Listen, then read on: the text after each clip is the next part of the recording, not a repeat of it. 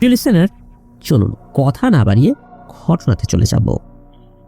তো ঘটনা যেখানে ঘটেছিল সেখানে বেশ একটা রহস্যময় ব্যাপার রয়েছে। তো ঘটনাটি শুনলে বুঝতে পারতেন। মূলত আমাদের এই ইসলাম ভাই উনি ওনার এক দুলা ভাইয়ের কাছ থেকে ঘটনাটি শুনেছিলেন, আর ঘটনাটি ঘটেছিল বাংলাদেশ সেনাবাহিনীর একজন গর্বিত সদস্যের সাথে। তো তার নামটি আমরা ছদ্মনাম ব্যবহার করছি। তার নাম আমরা দিলাম সাবের হোসেন। তো এই সাবের ভাই উনি বাংলাদেশ সেনাবাহিনীর একজন সৈনিক ছিলেন। তো ঘটনাটি আরো এখন থেকে প্রায় 14 বছর আগের, 2010-11 সালের এরকম একটা সময় হতে পারে। তো এই যে সাবের ভাই উনি ওই সময়টাতে খুবই দুর্গম একটি এরিয়া, বাংলাদেশের পার্বত্য এলাকার মধ্যে খাগড়াছড়ি জেলার গুইমারা উপজেলার একটি জায়গার সেনাবাহিনীর একটা ক্যাম্প ছিল। সেখানে উনি কর্তব্যরত অবস্থায় ছিলেন। তো সেখানে যারা দায়িত্ব পালন করেন তাদের তো একটা নির্দিষ্ট সময় পর পর ছুটি হয়, বা প্রত্যেকটা বাহিনীতেই একটা নিয়মতান্ত্রিকভাবে কিন্তু ছুটি হয়। তো উনিও ছুটি পান বেশ কয়েকদিনের। তো উনি ওনার পরিবারের সাথে দেখা করতে যাবেন। উনি কিন্তু তখনও বিবাহ শাদী করেন নাই, অবিবাহিত ছিলেন। তো উনি যখন ক্যাম্প থেকে ছুটি নিয়ে মূল শহরের দিকে আসছিলেন, সেখান থেকেই উনি গাড়িতে করে অন্য জায়গায় যাবেন আর কি। তো উনি খাগড়াছড়ি জেলার গুইমারা উপজেলার সিন্দুকছড়ি ইউনিয়নের আকবাড়ি পাড়া গ্রামে আসেন। গ্রামটি এতটাই সুন্দর ছিল যে সেই গ্রামের যিনি মেম্বার, ওখানে কিন্তু আসলে হেডম্যান বলে। তো ওখানে যে হেডম্যান ছিলেন, তো হেডম্যানের সাথে ওনার আগে থেকেই পরিচয় ছিল। আর গ্রামে উনি আসলে ওই হেডম্যানের সাথে পরিচয় থাকলে ওই গ্রামে উনি প্রথম আসছেন। কারণ হচ্ছে সেনা ক্যাম্পে কিন্তু বিভিন্ন এলাকার হেডম্যানরা আসেন, এসে তারা তাদের সমস্যার কথা বলেন আর্মিদেরকে। যখন এই সমস্যার কথাগুলো বলেন, আর্মি সদস্যরা তারা তাদের সাধ্য অনুযায়ী সেগুলো সমাধানের জন্য চেষ্টা করেন। হাই প্রিয় লিসেনার, কেমন আছেন? আশা করি ভালো আছেন। আজকের যে এপিসোডটি সেটি খুব ইন্টারেস্টিং, বিকজ বাছাইকৃত ঘটনাগুলো আমি এখানে শেয়ার করেছি। সবচেয়ে ভয়ানক ঘটনাগুলো হচ্ছে এগুলো, যেন আপনাদের শুনতে ভালো লাগে। তো আমরা বেশি কথা বলবো না, সেটা হচ্ছে আপনি চ্যানেলটি সাবস্ক্রাইব করে আপনার মতামত জানিয়ে দিতে কিন্তু ভুলবেন না, আর মাস্ট একটা লাইক করে দিবেন। তো চলুন আমরা মূল ঘটনায় ফিরে যাই। ধন্যবাদ। তখন এই যে হেডম্যান উনি অনুরোধ করেন যে যেহেতু আপনি আসছেন, গ্রামটা আপনার খুব ভালো লেগেছে, আজকে রাতটা আপনি থেকে যান, কালকে না হয় চলে যাবেন। তো উনি সেটা সাদরে গ্রহণ করেন। আসলেই গ্রামটি থেকে যাওয়ার মতো। ওনার মনে হচ্ছিল যে এই গ্রামে আরো বহুদিন উনি থেকে যাবেন, কিন্তু সেটা তো সম্ভব নয়। উনি তো আসলে বাড়িতে যাওয়ার জন্যই বের হয়েছেন ব্যাগটা গুছিয়ে। তো ওনার সাথে থাকা অন্য সদস্যরা যে কয়েকজন ছুটি পেয়েছিলেন তারা কিন্তু চলে গিয়েছিলেন, কিন্তু উনি ওখানে রয়েছেন। মানে ওনার সাথীদেরকে বলেন যে উনি পরে আসবেন। তবে সাথীরা দেরি না করে তারা চলে যায়, কারণ তখন তো তারা ক্যাম্প থেকে রিলিজ নিয়ে বের হয়েছে। নতুন করে তাদের তো কোনো ডিউটি নেই বা ফেরত আসতে হবে এমন কোনো তারা নেই। তো যে যার মতো তো চলে যাবেন, এটাই স্বাভাবিক।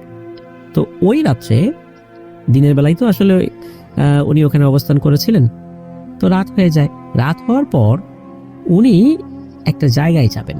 দিনের বেলাতেই উনি শুনেছিলেন যে এই গ্রামেরই একদম প্রান্তে একটি বিশাল বট গাছ আছে, আর ওই বট গাছের থেকেই একটু সাইডে একটা ছড়া বা ঝর্ণা রয়েছে।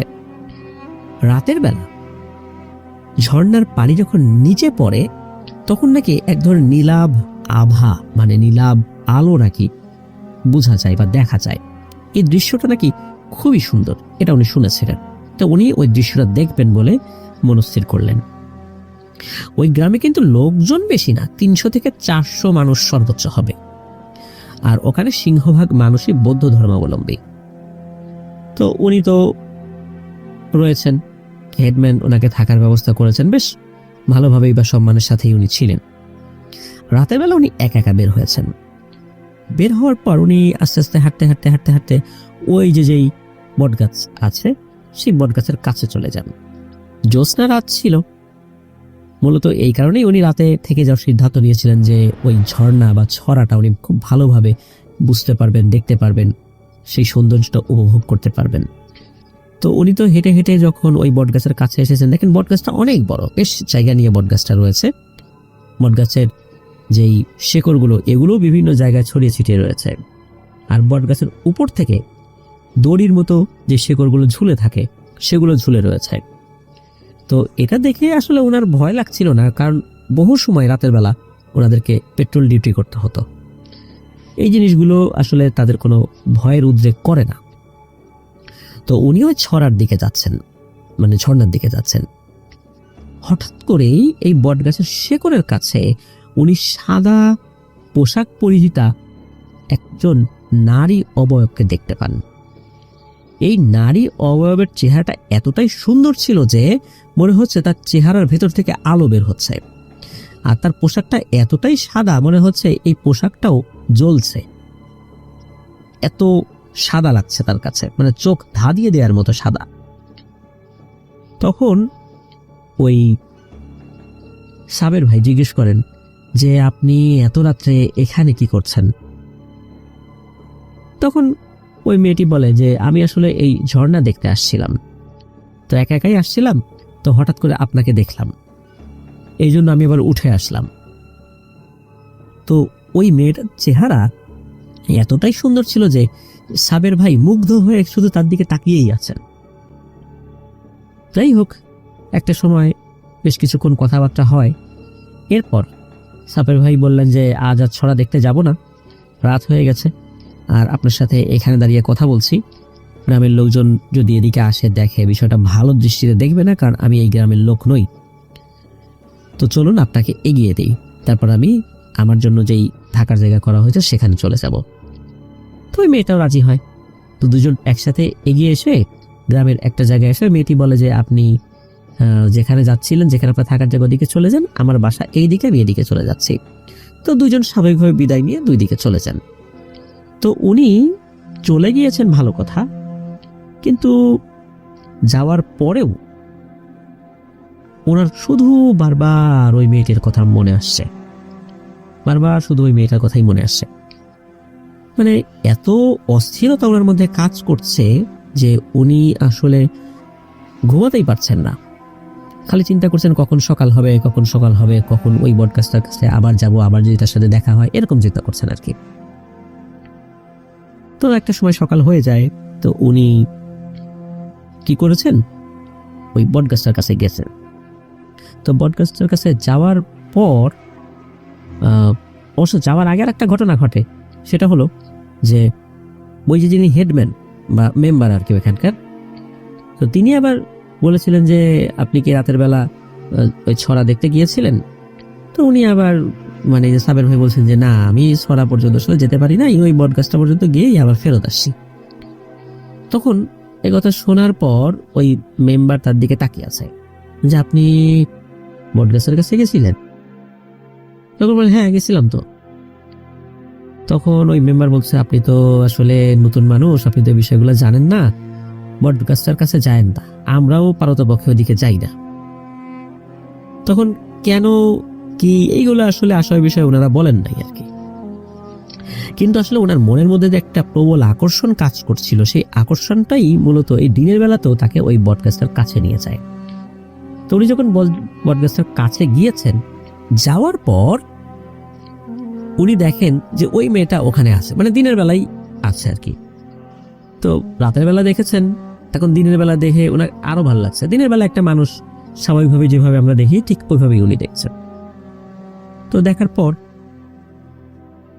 ওই মেয়েটার সাথে কথা বলছে, মেয়েটাকে জিজ্ঞেস করছেন। রাতের বেলা তো আসলে নামটা মতো কিছু জিজ্ঞেস করেন নাই, প্রথম দেখাতে এত কথা জিজ্ঞেস করলে আবার মাইন্ড করতে পারে এই চিন্তা করে জিজ্ঞেস করেন নাই। তো উনি জিজ্ঞেস করছেন যে আচ্ছা তোমার নাম কি? তখন ওই অবয়বটা বলছে বা ওই মেয়েটা বলছে আমার নাম হচ্ছে শেলি। তখন ওই অবয়বটা যখন নাম বলেছে, মানে এমন এক ধরনের একটা আকর্ষণ এই সাবের ভাইয়ের মধ্যে কাজ করছে। একটা পর্যায়ে এই সাবের ভাই বলে ফেলেন যে আচ্ছা আমি কি তোমাকে একটু ছুঁয়ে দেখতে পারি? যখনই এই কথা বলেছে তখনই ওই মেয়েটার চেহারার মধ্যে একটা পরিবর্তন চলে আসছে। পরিবর্তনটা এমন, ওই মেয়েটার চোখটা অনেক বড় বড় হয়ে যায়, মানে অনেক বড় বড় চোখে তাকিয়েছে, মনে হচ্ছে মুহূর্তের মধ্যে ওই চোখটা লাল টকটকে হয়ে গেল এবং চেহারার মধ্যে প্রচন্ড একটা রাগ ফুটে উঠেছে। তখনই এই সাবের ভাই বুঝতে পারলেন যে আসলে এই কথাটা বলার কারণে মেয়েটি খুব রাগ করেছে। তো উনি বললেন, আচ্ছা ঠিক আছে, না না আমার ভুল হয়েছে, আমার এই কথাটা বলা উচিত হয়নি। এরপরে মেয়েটি স্বাভাবিক হলো। স্বাভাবিক হয়ে আরো কিছু কথাবার্তা বললেন, ওই বট গাছটা শেকড়ের ওখানে বসলেন। বসার পর কয়েকটা কথা বলার পর হঠাৎ করে ওই মেয়েটা ঠিক বানরের মতো ওই বট গাছটার একটা বড় ডালে উঠে গেল তার চোখের সামনে। উনি চিন্তা করলেন, কি ব্যাপার, মহিলা মানুষ এইভাবে এত তাড়াতাড়ি গাছে উঠতে পারে নাকি? তো উনি অবাক হয়ে তাকিয়ে দেখছেন, উনি দেখছেন যে ওই মেয়েটা বট গাছটার ডালে একটা ডালে উঠে গেল এবং ওই ডালে উঠে বসে তার দুই হাতটা লম্বা করে দিয়ে এই সাবের ভাইয়ের দুই হাতের যে বাহু সেখানে ধরে ফেললো, আপ করে ধরে ফেললো। ধরে সাবের ভাইকে এক টানে ওই ডালেই উঠিয়ে নিল। উঠিয়ে নেওয়ার পর বলছে যে, সাবের, এবার তুমি বুঝতে পারছো আমি কিন্তু মানুষ না। এরপরে সাবের ভাই দেখেন যে ওই মেয়েটা একটা হাসি দিল। এই হাসিটা যে ভয়ঙ্কর ছিল বিষয়টা কিন্তু এরকম না, একটা সুন্দর হাসি দিয়েছে। কিন্তু তার সাথে মাত্র ঘটে যাওয়া এই ঘটনার প্রেক্ষিতে উনি সেন্সলেস হয়েছেন, মানে ওই ডালের উপরে সেন্সলেস হয়েছেন। এদিকে ওনার যখন জ্ঞান ফেরে উনি তখন দেখেন উনি ওই যে হেডম্যান বা মেম্বার তার বাড়িতে উনি শুয়ে আছেন, আশেপাশে ওই গ্রামের বেশ কিছু লোকজন রয়েছে। তার যখন জ্ঞান ফেরে তখন তাকে জিজ্ঞেস করা হয় যে, আপনাকে তো বলছিলাম যে বট গাছের ওদিকে যাবেন না, তো আপনি ওদিকে গেছিলেন কেন? তখন উনি বলতেছেন যে, আমি তো ওই যে শেলি নামের একটা মেয়ের সাথে কথা বলতে গেছিলাম, আমি তো গত রাত্রে ওকে দেখছি। তখন একে অন্য দিকে তাকায় মানে অবাক হয়ে যাচ্ছে যে, শেলি, সর্বনাশ, আপনি তো সেই ভয়ঙ্কর ডাইনির খপ্পরে পড়েছেন। এই ডাইনির খপ্পরে পড়ে অনেকেই জীবন হারিয়েছে। এই গাছে থাকে, আমরা নিজেরাই তো দিনের বেলায় ভয় ওইদিকে যাওয়ার সাহস পেয়ে, আপনি রাতের বেলা গেছেন ভালো কথা, আপনাকে না নিষেধ করলাম ওইদিকে যাইতে, আপনি আবার গেছেন। আপনাকে কই পাইছি জানেন আমরা? বলে যে, কোথায় পাইছেন? বলে, বট গাছের একদম উপরের দিকে দেখি আপনি ভাসতেছেন, ওইখান থেকে আমার গ্রামের কয়েকজন লোক সাহস করে আপনাকে ধরে নিয়ে আসছে এবং ধরে আনার সময় কিন্তু তারাও বড় ধরনের বিপদে পড়তে পারত, কিন্তু তারা কোনো বিপদে পড়েনি। আপনি নিজেই একটা বড় বিপদ ডেকে এনেছেন। আপনি যদি এইখানে আর বেশিক্ষণ অবস্থান করেন আপনার আরো বিপদ হতে পারে, আপনি দ্রুত আপনার গন্তব্যের দিকে চলে যান। তো উনি একথা শোনার পর খুবই মানে অবাক হয়েছেন। বিষয়টা এরকম না, কারণ উনি নিজের চোখেই তো দেখেছেন যে আসলে ওই অবয়বটা মানুষ ছিল না। তো উনি ওইখান থেকে ওনার বাড়িতে চলে যান। বাড়িতে চলে যাওয়ার পরেও সারাক্ষণ শুধু ওই শেলির কথাই তার মনে পড়ে। সারাক্ষণ মানে যেখানে বসেন, উঠে যান, গল্প করেন, মানে কোনো কিছু তার মন নাই, শুধু ওই শেলির কথাই মনে পড়ে। কারণ যতই সে ওই মানুষ না হোক কেন জানি তার কথাই তার বারবার মনের মধ্যে ঘুরে ফিরে আসে। তো ছুটি কাটিয়ে উনি আবার ওনার কর্মস্থলে ফেরেন। এর মধ্যে ওনার মিশনে যাবার জন্য ডাক চলে আসে। তা আফ্রিকার একটা দেশ সিয়েরা লিওন, এই সিয়েরা লিওনে উনি মিশনে চলেও যান। মিশনে যাওয়ার জন্য ওনাদের যে স্বাস্থ্য পরীক্ষা হয় সেগুলোতে উনি ফিট, ঠিকঠাক মতোই নির্ধারিত সময়ে ওনাদের পুরো ইউনিটটা সিয়েরা লিওনে চলে যায়। তো সিয়েরা লিওনে যাওয়ার পর খুব স্বাভাবিকভাবেই সবকিছু চলছিল আর কি। আর ওই যে যেই শেলির সাথে দেখা বা এই সিয়েরা লিওনে আসা, এর মধ্যে কিন্তু তারপর মিশনের জন্য ডাক আসা, এর মধ্যে প্রায় বলা চলে যে 6 মাস পার হয়ে গেছে। মানে শেলির সাথে দেখা, তারপর আবার তার কর্মস্থলে যোগদান করা, মিশনের নাম আসা, মিশনে যাওয়া, এর ভিতরে 6 মাস গেছে আর কি। তো উনি যখন সিয়েরা লিওনে আছেন, ওখানে কিন্তু তাদের বেস ক্যাম্প আছে একটা, আর অন্যান্য কিছু ক্যাম্প আছে, তাদের রেগুলার পেট্রোল ডিউটি করতে হয়, বিভিন্ন ধরনের কাজ করতে হয়। এর মধ্যে কিন্তু তাদের স্বাস্থ্য যেন ঠিক থাকে, ফিটনেস ঠিক থাকে, দৌড়াদৌড়ি করতে হয় এবং সেই সাথে মাঝে মাঝে ফায়ারিংও কিন্তু করতে হয়। এটা তাদের একটা রেগুলার প্র্যাকটিস। উনি একদিন হয়েছে কি, উনি একটা অন্য একটা ক্যাম্প, ওনাদের বেস ক্যাম্প থেকে আর একটু সাইডে আর একটা ক্যাম্প আছে, সেইখানে উনি অবস্থান করছিলেন। ওই সময় ওনার বিশ্রামের সময় ছিল, ওনাদের আর একটা টিম বাইরে কোনো একটা কাজ করছিলেন আর কি। তো ওনার কোনো কারণে ওনার তাঁবু থেকে বাইরে বের হওয়ার প্রয়োজন হয়। তো উনি কি করেছেন, তাঁবু থেকে যেই না বাইরে বের হয়েছেন তখনই দেখেন ওই যে শেলি দিনের আলোতেই দাঁড়িয়ে আছে তাঁবুর বাইরে। আফ্রিকার এই দেশে এই অবয়বটাকে দেখে উনি তো প্রচন্ড ভয় পান, আবার দৌড়ে উনি ওনার তাঁবুর মধ্যে চলে আসেন। উনি ছটফট করতে থাকেন, কিন্তু কাউকে তো বলতে পারছেন না, কারণ আর্মিতে কিন্তু এই সমস্ত বিষয় যদি বলা হয় তাহলে তার ক্যারিয়ারের জন্য বড় ধরনের ক্ষতি হবে। কারণ আর্মিতে কিন্তু এই ধরনের ব্যাপারগুলো, শুধু আর্মি না, যারা আইন শৃঙ্খলার প্রয়োগকারী সংস্থা আছেন বা এই ধরনের কাজের সাথে যারা জড়িত আছেন দেশ রক্ষার কাজে, তাদের মুখে কিন্তু এই ধরনের কথাবার্তা শোনাটা শোভনীয় নয়। সত্য হলেও সেটা শোভনীয় নয়। তো উনি তো বসে আছেন ক্যাম্পের মধ্যে, এসে ভয় পাচ্ছেন, কিন্তু বাইরে থেকে যে কোনো ডাক আসছে বিষয়টা এরকম নয়।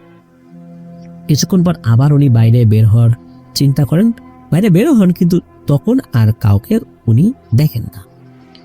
উনি চিন্তা করছেন দীর্ঘ এই 6-7 মাস পর হঠাৎ করে আবার এই জিনিসটা তার সামনে আসলো। এই 6-7 মাসে কিন্তু বিভিন্ন ব্যস্ততায় অনেকটাই এই শেলিকে উনি ভুলতে বসেছিলেন, কিন্তু আবার হঠাৎ করে তার সামনে চলে আসে এই জিনিসটা।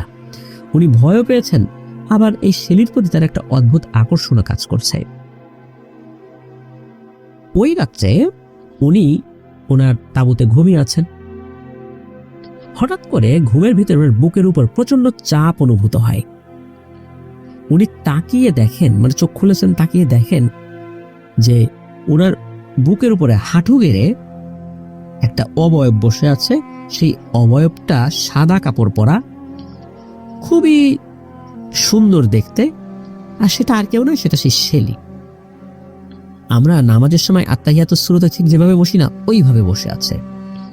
আর ওইভাবে শুধু বসে থাকলেও তো একটা কথা ছিল, এই অবয়বটা কিছুটা ঝুঁকে পড়ে এই সাবের ভাইয়ের দিকে এমন ভাবে তাকিয়ে আছে, তার মাথা থেকে, মানে তার ফেস থেকে সাবের ভাইয়ের ফেসের মধ্যবর্তী দূরত্ব কয়েক ইঞ্চি হবে। তো যখনই চোখ খুলে দেখেছেন শেলি, উনি কিন্তু কথা বলতে পারছেন না বা নড়াচড়া করতে পারছেন না। তো শেলিকে দেখার পর উনি ভয় পেয়েছেন, এটা সত্য, কিন্তু ভয়টা আরো বেড়ে যায়। কারণ হলো হঠাৎ করে শেলির চেহারায় একটা অদ্ভুত পরিবর্তন আসতে থাকে। চেহারাটা অনেক ভয়ঙ্কর হয়ে যায়, বিভৎস হয়ে যায়। এটা দেখার পর উনি চিৎকারও করতে পারছিলেন না, বুকের উপর প্রচন্ড চাপ উনি অনুভব করছিলেন। তো একটা পর্যায়ে উনি দেখেন যে ওই অবয়বটা ওখানে নেই। তবে অদ্ভুত ব্যাপার সেটা হচ্ছে ওই অবয়বের চেহারা কখনো ভয়ঙ্কর দেখা যায়, কখনো আবার সেই শেলির চেহারার মতো দেখা যায়, স্বাভাবিক সুন্দর চেহারা ওরকম দেখা যায়। উনি এই যে সমস্যা, এই সমস্যা যে ফেস করছেন, এটা ওনার আশেপাশে কাউকে উনি বলতে পারছেন না। উনি চিন্তা করলেন কাউকে না কাউকে তো এটা বলার দরকার, কারণ এই বিদেশে এসে কোন বিপদে উনি পড়লেন এখন আবার নতুন করে। এগুলো যদি সমাধান না করা যায় তাহলে তা আরো ভয়ঙ্কর বিপদ হয়ে যাবে। উনি চিন্তা করলেন যে কাউকে না কাউকে তো বলতেই হবে, কিন্তু কাকে বলা যায়, যার কাছে বললে এই বিষয়ের গোপনীয়তাটা ঠিক থাকবে।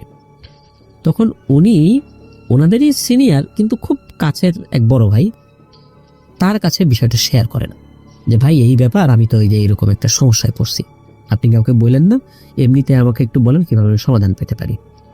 তো ওই বড় ভাই আসলে ওনার মতো করে কিছু দোয়া দুরুদ পড়তে বলে দিলেন, উনি যেগুলো জানতেন বা ছোটবেলা থেকে শুনেছেন এই ধরনের সমস্যায় পড়লে যেগুলো করতে হয়। কিন্তু ঘটনা যেটা ঘটে সেটা হচ্ছে এই বড় ভাই উনি একটা কাজ করে বসেন।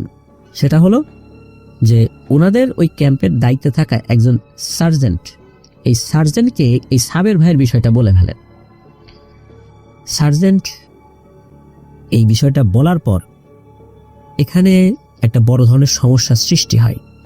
সেটা হলো এই সার্জেন্ট তাকে এই বিষয়ে জিজ্ঞাসাবাদ করেন যে তোমার কি সমস্যা।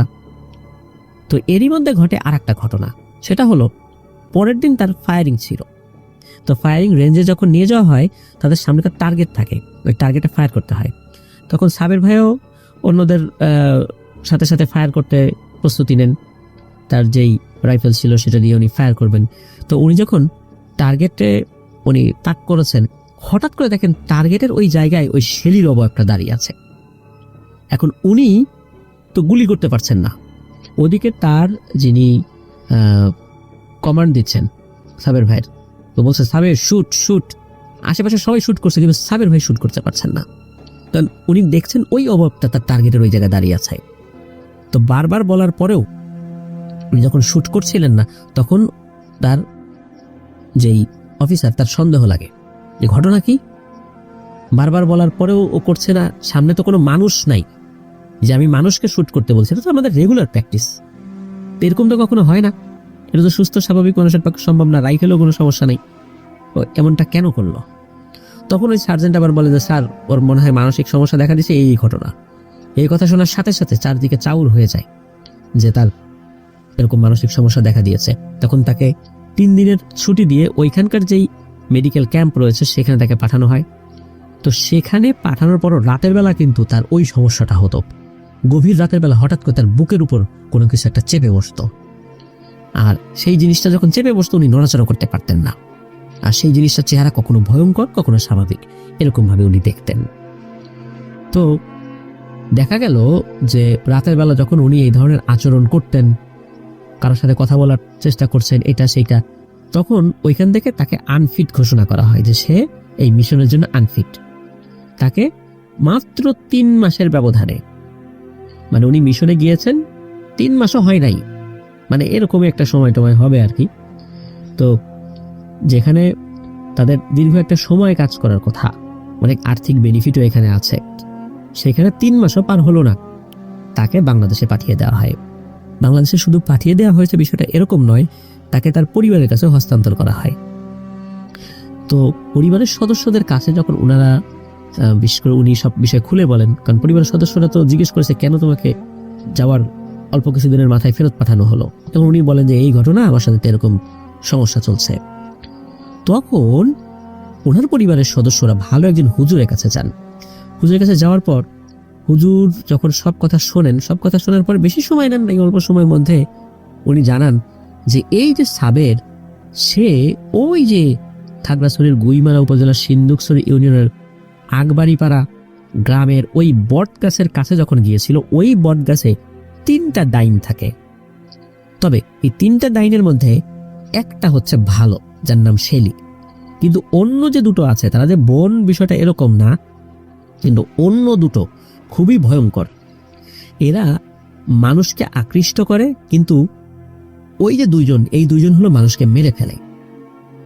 আর এই শেলি সে ভালো, সে মানুষকে মারে না, কিন্তু অন্য দুইজন শক্তিশালী তার থেকে তুলনামূলক, যার ফলশ্রুতিতে সে অন্য দুইজনের সাথে পেরে ওঠে না। এই শেলি এই সাবেরকে ছাড়বে না, সেই সাথে এই 2টা ডাইনও সাবেরকে ছাড়বে না। সাবেরকে এই 2টা ডাইন মেরে ফেলবে, কিন্তু শেলি তাকে রক্ষা করার চেষ্টা করছে। শেলি যদি না থাকতো তাহলে ও ওই আগবাড়িপাড়া গ্রাম থেকে সুস্থ শরীরে ফিরতে পারতো না, ওখানেই সে মারা যেত। তো এই বিষয়গুলো বলেন, এবং উনি বলেন যে ভালো খারাপ এখানে বড় বিষয় নয়, বিষয়টা হচ্ছে যে এই 3টাকেই সাবেরের কাছ থেকে ছাড়াতে হবে। তো হুজুর উনার মতো করে উনি ট্রিটমেন্ট শুরু করেন। একটা পর্যায়ে ওই 3টাকেই উনি হাজির করতে সক্ষম হন। হাজির করার পর বিশেষ করে যারা দুষ্টু বা খারাপ যে 2টা ডাইন, তারা তো বলে যে না, ওকে না মেরে যাব না, আর ওকে এদেরকে মারাই হচ্ছে আমাদের কাজ। তখন হুজুর বলেন যে সে কাজ তো হবে না, যেহেতু আমার কাছে চলে আসছে এই রোগী, তোদেরকে তো মারতে দিব না, বরং তোদের কি ব্যবস্থা করা যায় সেটা আমি করছি। এরপরে হুজুর ওই 2টা ডাইনকে আটকিয়ে ফেলেন কোনোভাবে। এরপর শেলিকে হাজির করেন। তো শেলি হাজির হওয়ার পর বলছে যে হুজুরকে অনুরোধ করছে যে হুজুর, আসলে আমি ওর কখনোই খারাপ চাই নাই, সেটা আপনিও জানেন, আর আমি ওর খারাপ চাইও না, চাবও না কখনো, কিন্তু আপনার কাছে একটা বিশেষ অনুরোধ, সেটা হচ্ছে যে আমি এই সাবেরকে ছেড়ে কোথাও যেতে চাই না, আমি ওর কাছেই থাকতে চাই। তবে আমার উপস্থিতির কারণে বা আমার কারণে ওর ব্যক্তিগত জীবন, চাকরি জীবন, পারিবারিক জীবন, সামাজিক জীবনের কোনো ধরনের কোনো বিঘ্ন ঘটবে না, আমি কথা দিচ্ছি। এবং আমি ওর বিন্দু মাত্র কোনো ক্ষতি করব না, ওর না, ওর মা বাবার না, ওর ভাই বোনের না, ও বিয়ে শাদী করবে, ও স্বাভাবিকভাবে জীবনযাপন করবে, ওর স্ত্রীরও আমি ক্ষতি করবো না, ওর বাচ্চা কাচ্চা হলে তাদেরকে আমি ক্ষতি করবো না, আমি কথা দিচ্ছি। হুজুর প্রথম দিকে রাজি না হলেও, কারণ হুজুর জানতেন যে এগুলোর সাথে থাকলে কোনো না কোনো সমস্যা হয়, কিন্তু ওই শেলি জিনটা খুব অনুনয় বিনয় করে এবং হুজুর খবর পান যে শেলি জিনটা সবসময় মানুষের উপকার করারই চেষ্টা করেছে। এরপরে হুজুর বলে, আচ্ছা ঠিক আছে, তোমাকে অনুমতি দিলাম, কিন্তু মনে রাখো। তো সেও কথা দেয় যে সে কখনোই এই সাবের ভাইয়ের সাথে এমন কোনো আচরণ করবে না বা এমন কোনো কাজ করবে না যার ফলে সাবের ভাইয়ের ক্ষতি হতে পারে। তো এরপর যখন এই বিষয়ে ওয়াদা ঠিক হয়ে যায়, তো সাবের ভাই পরিপূর্ণভাবে সুস্থ হন। সাবের ভাইয়ের সাথে কিন্তু কোনো ধরনের কোনো ঘটনা এরপর থেকে ঘটেনি। সাবের ভাই 2012 সালের দিকে বিয়ে করেছেন। ওরা কিন্তু এখন কয়েকজন সন্তানও আছে। তবে সবচেয়ে অবাক করা ব্যাপার হলো যে সাবের ভাইয়ের সাথে মাঝে মাঝে সেই শেলি জিনটি সে দেখা করে। সাবের ভাইয়ের স্ত্রীও সেটা জানেন, এমনকি সাবের ভাইয়ের বাচ্চাদের জন্য নাকি সেই শেলি জিনটা মাঝে মাঝে ফল মূল মিষ্টি নিয়ে আসে, সাবের ভাইয়ের স্ত্রীর জন্যও নিয়ে আসে। তো এই বিষয়টা আসলে পারিবারিকভাবে তারা জানেন। সাবের ভাইয়ের সাথে মাঝে মাঝে সাক্ষাৎ হয়। তো এইভাবেই চলছে, এখনো এটা চলছে। তবে সাবের ভাই কিন্তু একদম সুস্থ স্বাভাবিক, কোনো ধরনের সমস্যা তার মধ্যে নাই। তবে উনি ওনার নামটা এই কারণে গোপন করেছিলেন যে একবার উনি বিশ্বাস করে ওনারই খুবই কাছের এক বড় ভাইকে এই বিষয়টা বলার পর তার ক্যারিয়ার বা আর্মি ক্যারিয়ারে কিন্তু বড় ধরনের একটা বিপর্যয় নেমে এসেছিল। এই জন্য উনি চান না যে অনেকগুলো বিষয়, বিশেষ করে উনি আসলে ওনার আসল নামটা, উনি বর্তমানে কোথায় আছেন, কোন ইউনিটে আছেন, কোন রেজিমেন্টে আছেন বা কোন পদাতিক ডিভিশনের আন্ডারে আছেন, টোটাল বিষয়টাই আসলে উনি হাইড করতে চাচ্ছেন। আর আমরা সিয়েরা লিওন বলেছি, এই সিয়েরা লিওন যে দেশটা, উনি মূলত সিয়েরা লিওনেও যান নাই, তবে সিয়েরা লিওনেরই আশেপাশের কোন একটা দেশে গেছেন, এটা বলি আমি, কারণ আসলে অনেকগুলো বিষয় আমরা একটু এড়িয়ে গিয়েছি। তো এই কারণেই মূলত নিশ্চয়ই লিসেনাররা বুঝতে পারছেন যে কেন এই ব্যাপারগুলো আসলে আমরা কিছুটা হাইড করেছি। তো আশা করছি ঘটনাটি আপনাদের কাছে ভালো লেগেছে। ধন্যবাদ জানাচ্ছি আমাদের ইসলাম ভাইকে, আসলে উনি প্রতিনিয়ত আমাদেরকে বেশ দারুণ দারুণ ঘটনা উপহার দিয়ে যাচ্ছেন। আশা করছি আপনার কাছ থেকে এভাবে আরো অনেক ঘটনা আমরা পাবো এবং আপনাদের হরওয়ার্ল্ডের লিসেনারদের জন্য আপনি ঘটনা সংগ্রহ করে আমাদেরকে দেবেন। প্রিয় লিসেনার্স, আপনারাও কিন্তু ঘটনা আমাদেরকে পাঠাতে ভুলবেন না। আর ঘটনা পাঠানোর মাধ্যম হচ্ছে ইমেইল, আর আমাদের ইমেল অ্যাড্রেসটা হচ্ছে apnandaherworldbd@gmail.com। আর ইমেল অ্যাড্রেসের স্পেলিংটাও আমরা আমাদের ভিডিও ডেসক্রিপশনে দিয়ে রেখেছি। তারপর আমি বলছি AFNANTHEHORRLDBD@gmail.com। প্রিয় লিসেনার্স, চলুন আমরা চলে যাবো আমাদের এবার এপিসোডের পরবর্তী আরো একটি নতুন ঘটনায়। আফ্রিকান ব্ল্যাক ম্যাজিক নিয়ে কিন্তু একটা দুর্দান্ত এপিসোড আসতে যাচ্ছে, শুনতে কিন্তু ভুলবেন না। ইতিমধ্যে আমরা এটা নিয়ে একটি টিজারও প্রকাশ করেছি। সত্যি অন্যরকম ঘটনাগুলো হয় আফ্রিকায়। আফ্রিকায় যে ঘটনাগুলো ঘটে এর আসলে 100 ভাগের 1 ভাগও আমরা জানতে পারি না। আফ্রিকা কিন্তু অন্ধকারাচ্ছন্ন মহাদেশ। তথ্য প্রযুক্তির এই যুগে এসেও আফ্রিকার অনেক বিষয়ই আসলে অজানা থেকে যায়। আমাদের একজন ঘটনা সংগ্রাহক মেহেদি হাসান ভাইয়ের মাধ্যম দিয়ে এই ঘটনাগুলো আমরা পাচ্ছি। আর এই ঘটনাগুলো মূলত যিনি বলেন তার নাম হচ্ছে চুকস। তো আপনাদের হরওয়ার্ল্ডের পক্ষ থেকে চুকসকে জানাচ্ছি শুভেচ্ছা ও ভালোবাসা। আমি জানি না চুকস আমাদের এই ভাষা কতটুকু বোঝেন, বাংলা ভাষা উনি বোঝেন না, উনি ইংরেজি বোঝেন। তো যাই হোক, প্রিয় লিসেনার্স, আপনারা কিন্তু আগামীকাল আমাদের এই এপিসোডটা শুনতে মোটেও ভুল করবেন না। দুর্দান্ত একটি এপিসোড হতে যাচ্ছে। চলুন শুরু করি আমাদের এবারের এপিসোডে নতুন কারো একটি ঘটনা। এখন যে ঘটনাটি আপনাদের সাথে শেয়ার করতে যাচ্ছি, এই ঘটনাটি আমাদেরকে যিনি পাঠিয়েছেন তার নাম মোহাম্মদ লিখন মিয়া। ওনার বাড়ি রংপুরের পীরগঞ্জ উপজেলায়। 106 নম্বর এপিসোডে কাল ঘুম শিরোনামে ওনার একটি ঘটনা কিন্তু আমরা প্রচার করেছিলাম। তো এই ঘটনাটি ওনার এক আপুর কাছ থেকে সংগ্রহ করেছেন, তার নাম হচ্ছে নার্গিস। এই নার্গিস আপু ঘটনাটি যেভাবে এই লিখন ভাইকে বলেছেন তার ভাষ্য অনুযায়ী আমরা এই ঘটনাটি উপস্থাপন করব। ঘটনাটি ঘটে 2010 সালের দিকে।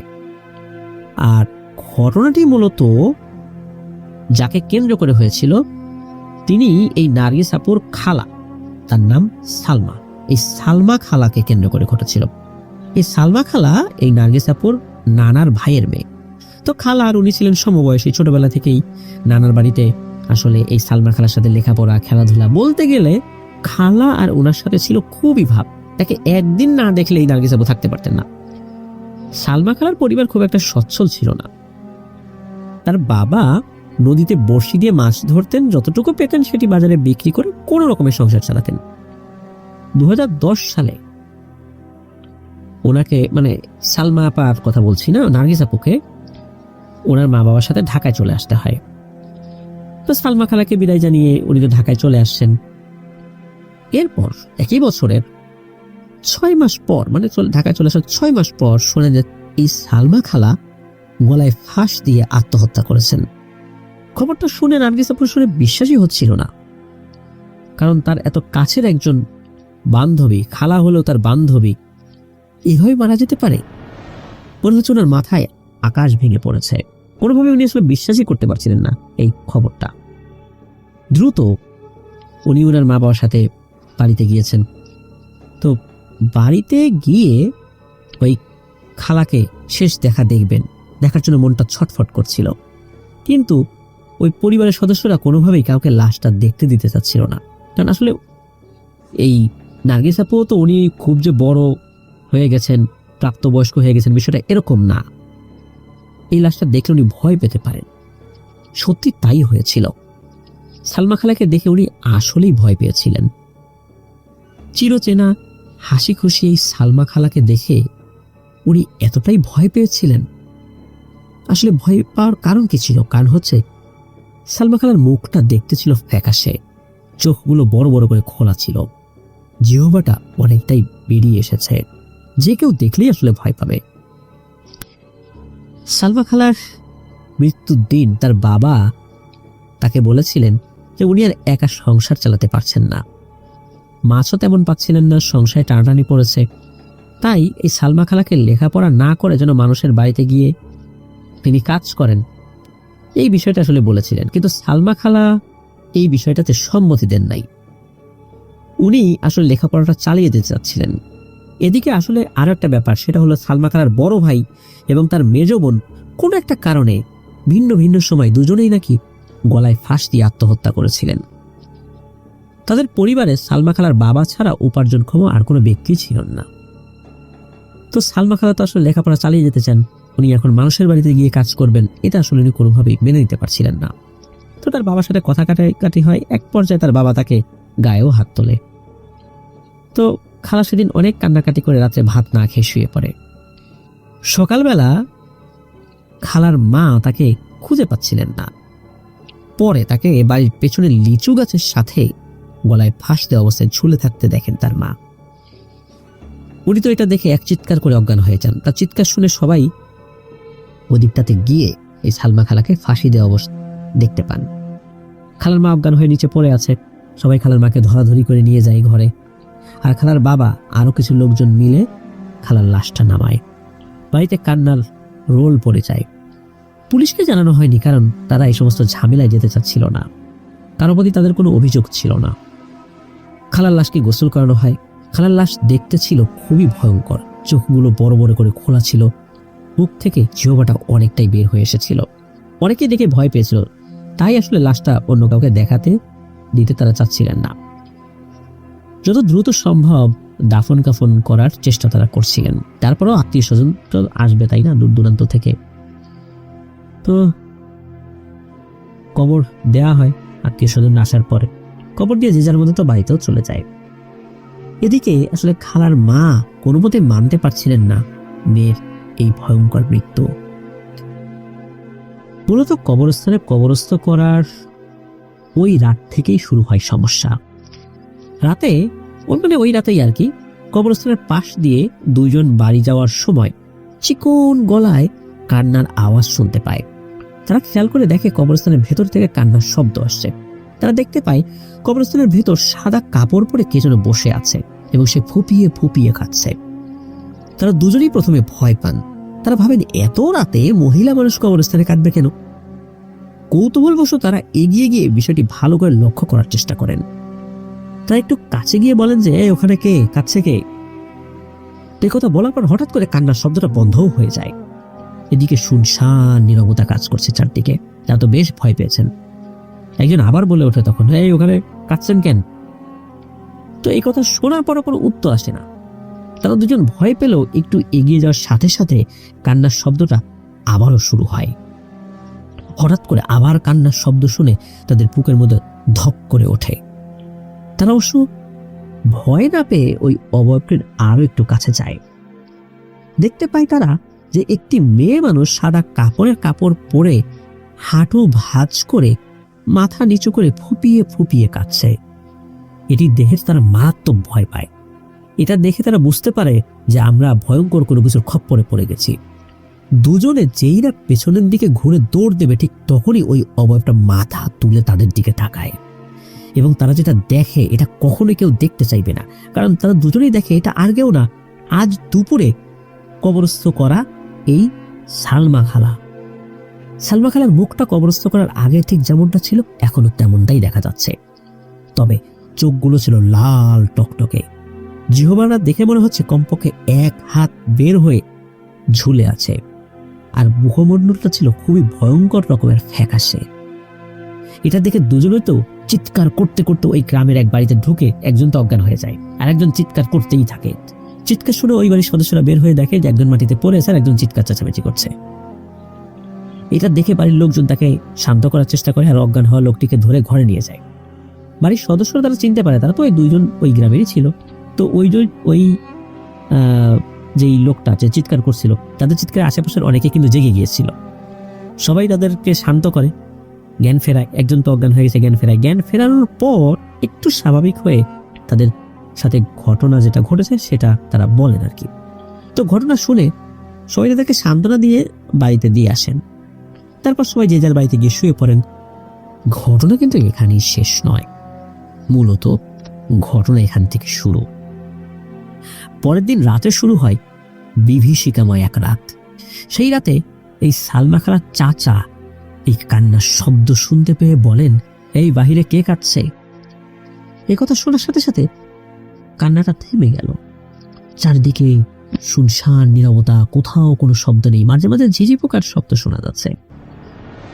মিনিট খানেক পর আবার কান্নার শব্দ। এবার ওই চাচা কোনো কথা না বলে দরজা খুলে বাইরে যান এবং বাইরে বেরিয়ে যা দেখতে পান, এটা দেখার জন্য আসলে কেউই প্রস্তুত থাকে না। উনি দেখলেন যে ওনার উঠানের পাশে একটা মেয়ে কাপড় পরে দাঁড়িয়ে আছে। চাঁদের আলোতে স্পষ্ট দেখতে পেলেন যে ওই অবয়বটির চুল থেকে অনবরত পানি পড়ছে।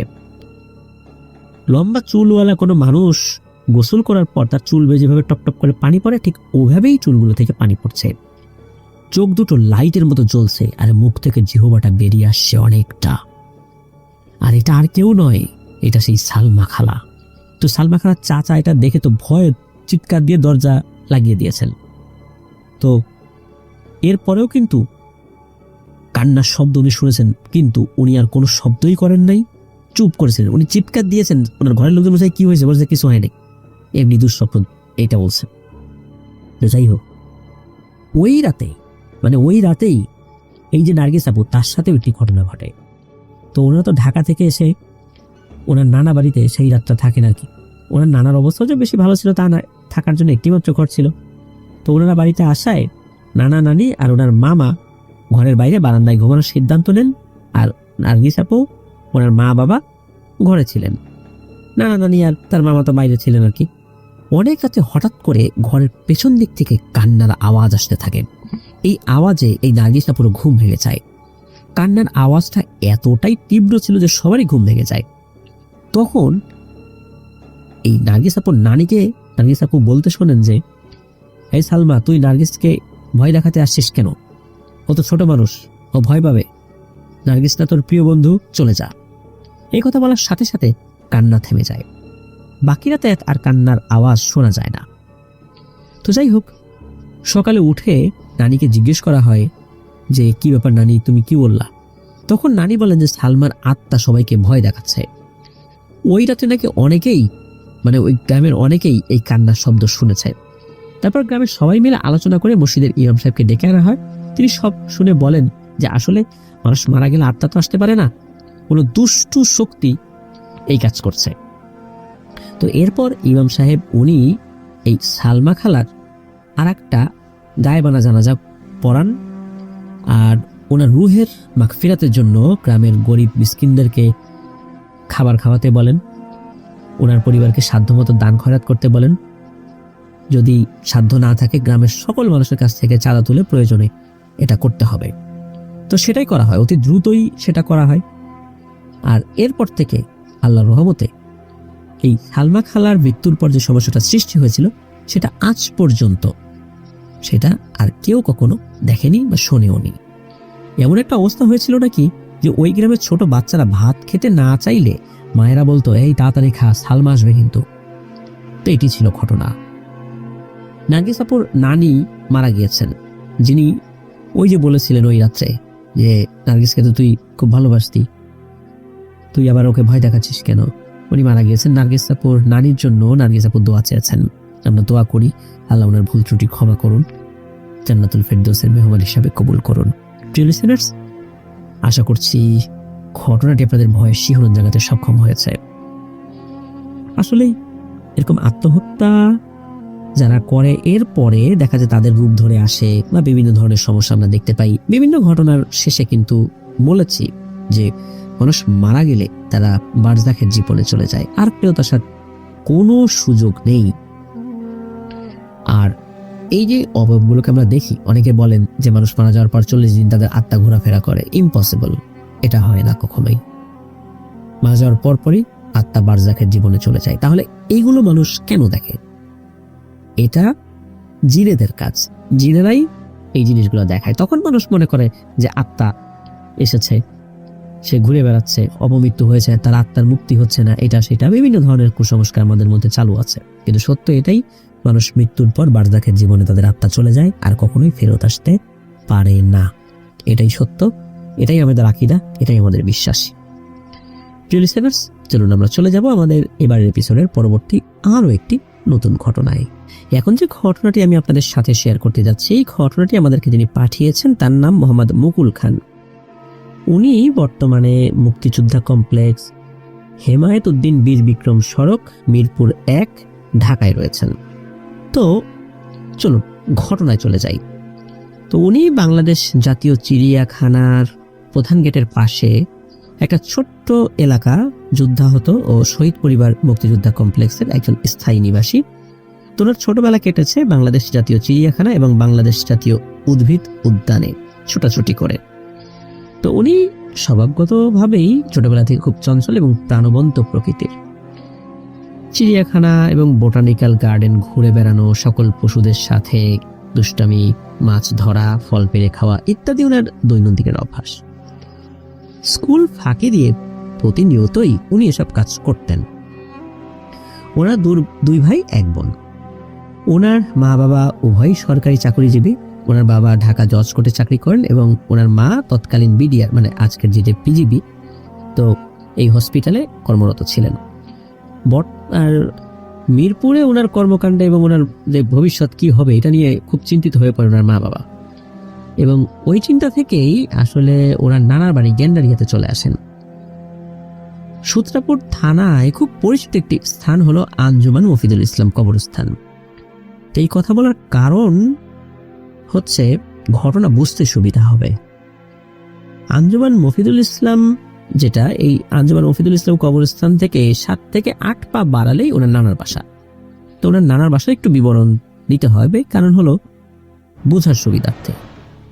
তো ওনার নানার যে বাড়িটা, এই বাড়িটা আরবি হরফ যেটা আইন আছে, এই আইনটাকে যদি উল্টো করা যায়, মানে নিচের অংশটুকু উপরের দিকে নিয়ে যায়, কেমন যেন একটা শেপ হয় না, ওই রকম আর কি। তো ওই শেপের মধ্যে যেটা বড় অংশ, এই বড় অংশটা ওনার নানার এবং ছোট অংশটাও একজন মুক্তিযোদ্ধার। তো নানার বাড়িটায় 3টা বড়ই গাছ, 4-5টা পেয়ারা গাছ এবং একটি আতাফল গাছ রয়েছে।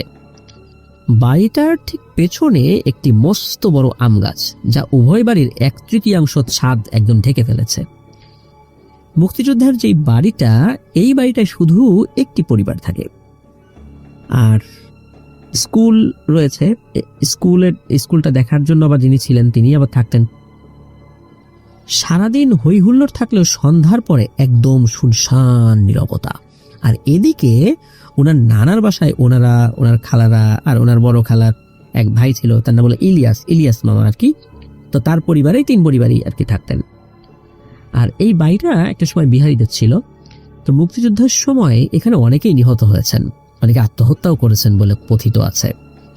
তো ওনার নানা, মানে এই মুকুল ভাইয়ের নানা, খুবই অল্প মূল্যে এসে এই বাড়িটা ক্রয় করেন, অল্প মূল্য দিয়ে আর কি বাড়িটা কিনতে সক্ষম হয়েছিলেন আর কি। বাড়িটা খুব পুরাতন, উপরের সিলিং থেকে মাঝে মাঝে সিমেন্টের আস্তরণ খসে খসে পড়ত। কেউ যদি খুবই অল্প ওজনের হয়, এমনকি 15-20 কেজি ওজনেরও হয়, সে যদি ছাদের উপরে হাঁটে তাহলেও নিচ থেকে পায়ের আওয়াজ নাকি স্পষ্টই বোঝা যেত। উনি গ্যান্ডারিয়া উচ্চ বিদ্যালয়ে ক্লাস 7-এ ভর্তি হন ওখানে এসে। তো ওনারা যেদিন এসেছেন বা যে সময় আর কি ওনারা আসেন আর কি, তো এর পরের দিন ওনার খালা ওনাকে বলে দিয়েছিলেন যে রাত 12টার পরে কেউ যেন বাসা থেকে বের না হয়, এখানে নাকি সমস্যা আছে। প্রথম দিকে উনি মনে করেছিলেন যে চুরি ডাকাতির সমস্যা হবে হয়তোবা, কিন্তু ওনার এই ধারণা আসলে বেশি দিন টেকেনি। এবার আসি সেই ইলিয়াস মামার কথায়। এই ইলিয়াস মামা পেশায় ছিলেন একজন ট্রাফিক সার্জেন্ট। একদিন উনি কোনো একটা কাজে অনেক দেরি করে বাড়িতে ফেরেন। ওই দিন হয়তোবা ভিআইপি মুভমেন্ট ছিল, যার কারণে ওনার আসতে দেরি হয়ে যায় বা রাস্তায় অনেক যানজট ছিল, এরকম কোনো কিছু একটা হবে আর কি। তো রাত প্রায় 1:30 বেজে যায় আনুমানিক। তো রাত 1:30 বাজে, উনি তো মানে মেইন গেটে দাঁড়িয়ে অনেকক্ষণ ডাকাডাকি করছেন। কিন্তু রাত বেশি হওয়ায় আসলে ওনার স্ত্রী মানে মামি উনি ঘুমিয়ে গিয়েছিলেন, আর ফোন দিলেও ফোন ধরছিলেন না, ঘুমিয়ে গেছেন। তো তাই উনি সিদ্ধান্ত নেন যে দেয়াল টপকে ভিতরে ঢুকবেন, এবং করেছেন সেটা, ঢুকেও যান। তো গেট থেকে তার রুমের দূরত্ব 20 থেকে 25 পা হবে সর্বোচ্চ। গেট টপকে তিনি যখন হাঁটা ধরলেন, 3-4 পা হাঁটার পর তিনি খেয়াল করলেন তাকে পেছন থেকে কে যেন করুণ সুরে ডাকছে, বলছে, ইলিয়াস দাঁড়া, আমাকে নিয়ে যা। ইলিয়াস সবাই কণ্ঠস্বর শুনে পেছন দিকে তাকান, কিন্তু কাউকে দেখতে পান না। তো তিনি মনের ভুল ভেবে আবার হাঁটা শুরু করেছেন। এবার 7-8 পা এগোতেই তিনি খেয়াল করেন যে আশেপাশের বাতাস অস্বাভাবিকভাবে বেড়ে গিয়েছে, এবং সেই একই রকম ভাবে করুণ সুরে কে যেন আবার তাকে পেছন থেকে ডাকছে। এবার বলছে, ইলিয়াস, তোকে না আমাকে নিয়ে যেতে বললাম, দাঁড়া, আমি আসছি।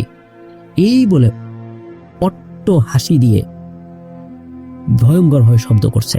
এবার তো ইলিয়াস মামা ভয় পেয়ে গিয়েছেন। উনি সাথে সাথে আবারও পেছন দিকে ফিরে তাকিয়েছেন। এবার উনি কাউকে দেখতে পান না। তিনি যখন আবারও কিছুটা পথ এগিয়েছেন, মানে কয়েক কদম পা ফেলেছেন, তখন উনি খেয়াল করলেন বা অনুভব করলেন কেউ তার যে ইউনিফর্ম যেটা পরা রয়েছে এটা ধরে টান দিয়েছে। এবার উনি পেছন দিকে তাকিয়েছেন। এবার উনি কাউকে দেখেন না, শুধু একটা গরম বাতাস অনুভব করছেন। তখন তিনি বুঝতে পেরেছেন কোনো ভয়ঙ্কর কিছু তার পিছু নিয়েছে, উনি অশুভ কিছুর পাল্লায় পড়েছেন। তো উনি দ্রুত এগিয়ে যেই না দরজায় টোকা দেবেন, ওই মুহূর্তে উনি খেয়াল করেন আশেপাশে সব গাছ কে যেন ভেঙে ফেলছে, সবকিছু তছনছ করে ফেলছে। আর সেই সাথে অট্ট হাসি ভেসে আসছে, কে যেন তার নাম ধরে ডাকছে, ইলিয়াস তুই দাঁড়া, তোকে না বলেছি আমাকে নিয়ে যা। এইবার মামা আবারও পিছন দিকে ফিরে তাকান। পুলিশ তো সাহস আর যাই হোক একটু অন্য মানুষের থেকে একটু বেশি হবে স্বাভাবিকভাবেই। আসলে যারা এরকম পুলিশ আর্মি যারা চাকরি করেন, ওনাদের আসলে এই ভয়ডরগুলো তুলনামূলক অন্যান্য মানে আমরা যারা সাধারণ মানুষ তাদের থেকে একটু কমই থাকে। উনি বারবার ওই কারণে এখানে পেছন দিকে তাকাচ্ছিলেন। উনি আবার আরেকটা বিষয় চিন্তা করেছিলেন যে বিভিন্ন সময় রাস্তায় তো বিভিন্ন ধরনের মামলা দিতে হয়, অনেক শত্রু লেগে যায়। এমনও তো হতে পারে যে এই টাইপের কোনো লোকজন রাতের বেলা তাকে একা পেয়ে দুষ্টামি করে ভয় দেখাচ্ছে। ওই সমস্ত চিন্তা থেকেই মূলত উনি বারবার পেছন দিকে তাকাচ্ছিলেন। আর ওনার সাহসও ছিল বটে, কিন্তু শেষবারের বার উনি যখন পেছন দিকে তাকিয়েছেন, তাকিয়ে যা দেখলেন এটা আসলে কোনো মানুষই দেখে সইতে পারবে না। দুর্বল মানুষ দেখলে সেখানে হার্ট অ্যাটাক করেই মারা যাবে। তো তিনি দেখেন এই পেয়ারা গাছ রয়েছে কয়েকটা, এই পেয়ারা গাছের চিকন ডালে কারা যেন বসে আছে, তাদের পরনে সাদা ধবধবে শাড়ি। খুবই সাদা। চিকন ডালে 2-3 জন মহিলা অবয়ব বসে একজন আরেকজনের চুলে বেলি বাঁধছে, আর তাদের লাল অগ্নি শিখার মতো চোখ, যেন আগুন জ্বলছে চোখের মধ্যে। তার দিকে তাকিয়ে দাঁত বের করে খিলখিলিয়ে হাসছে, বিভৎস সেই হাসি।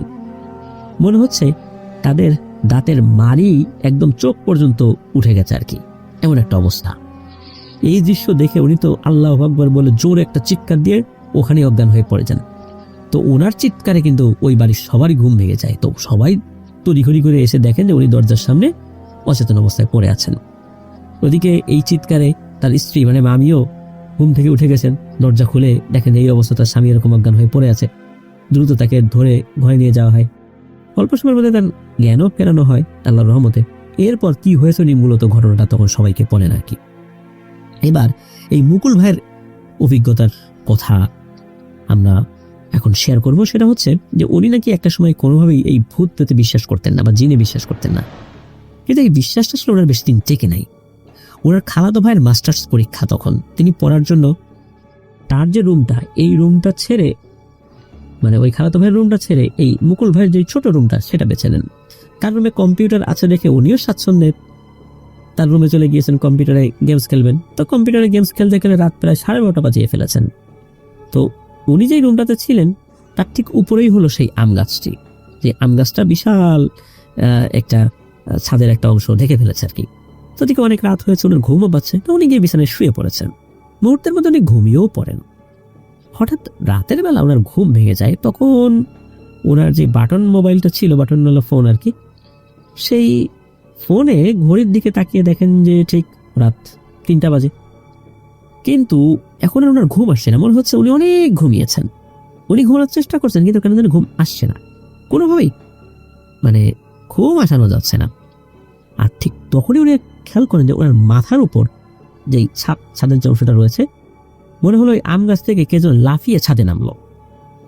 তো এই ব্যাপারটা ওনাকে খুব বিচলিত করলো, কারণ এখন আমের সিজন না, এই সময় তো আম চুরি করার জন্য কেউ আসবেও না।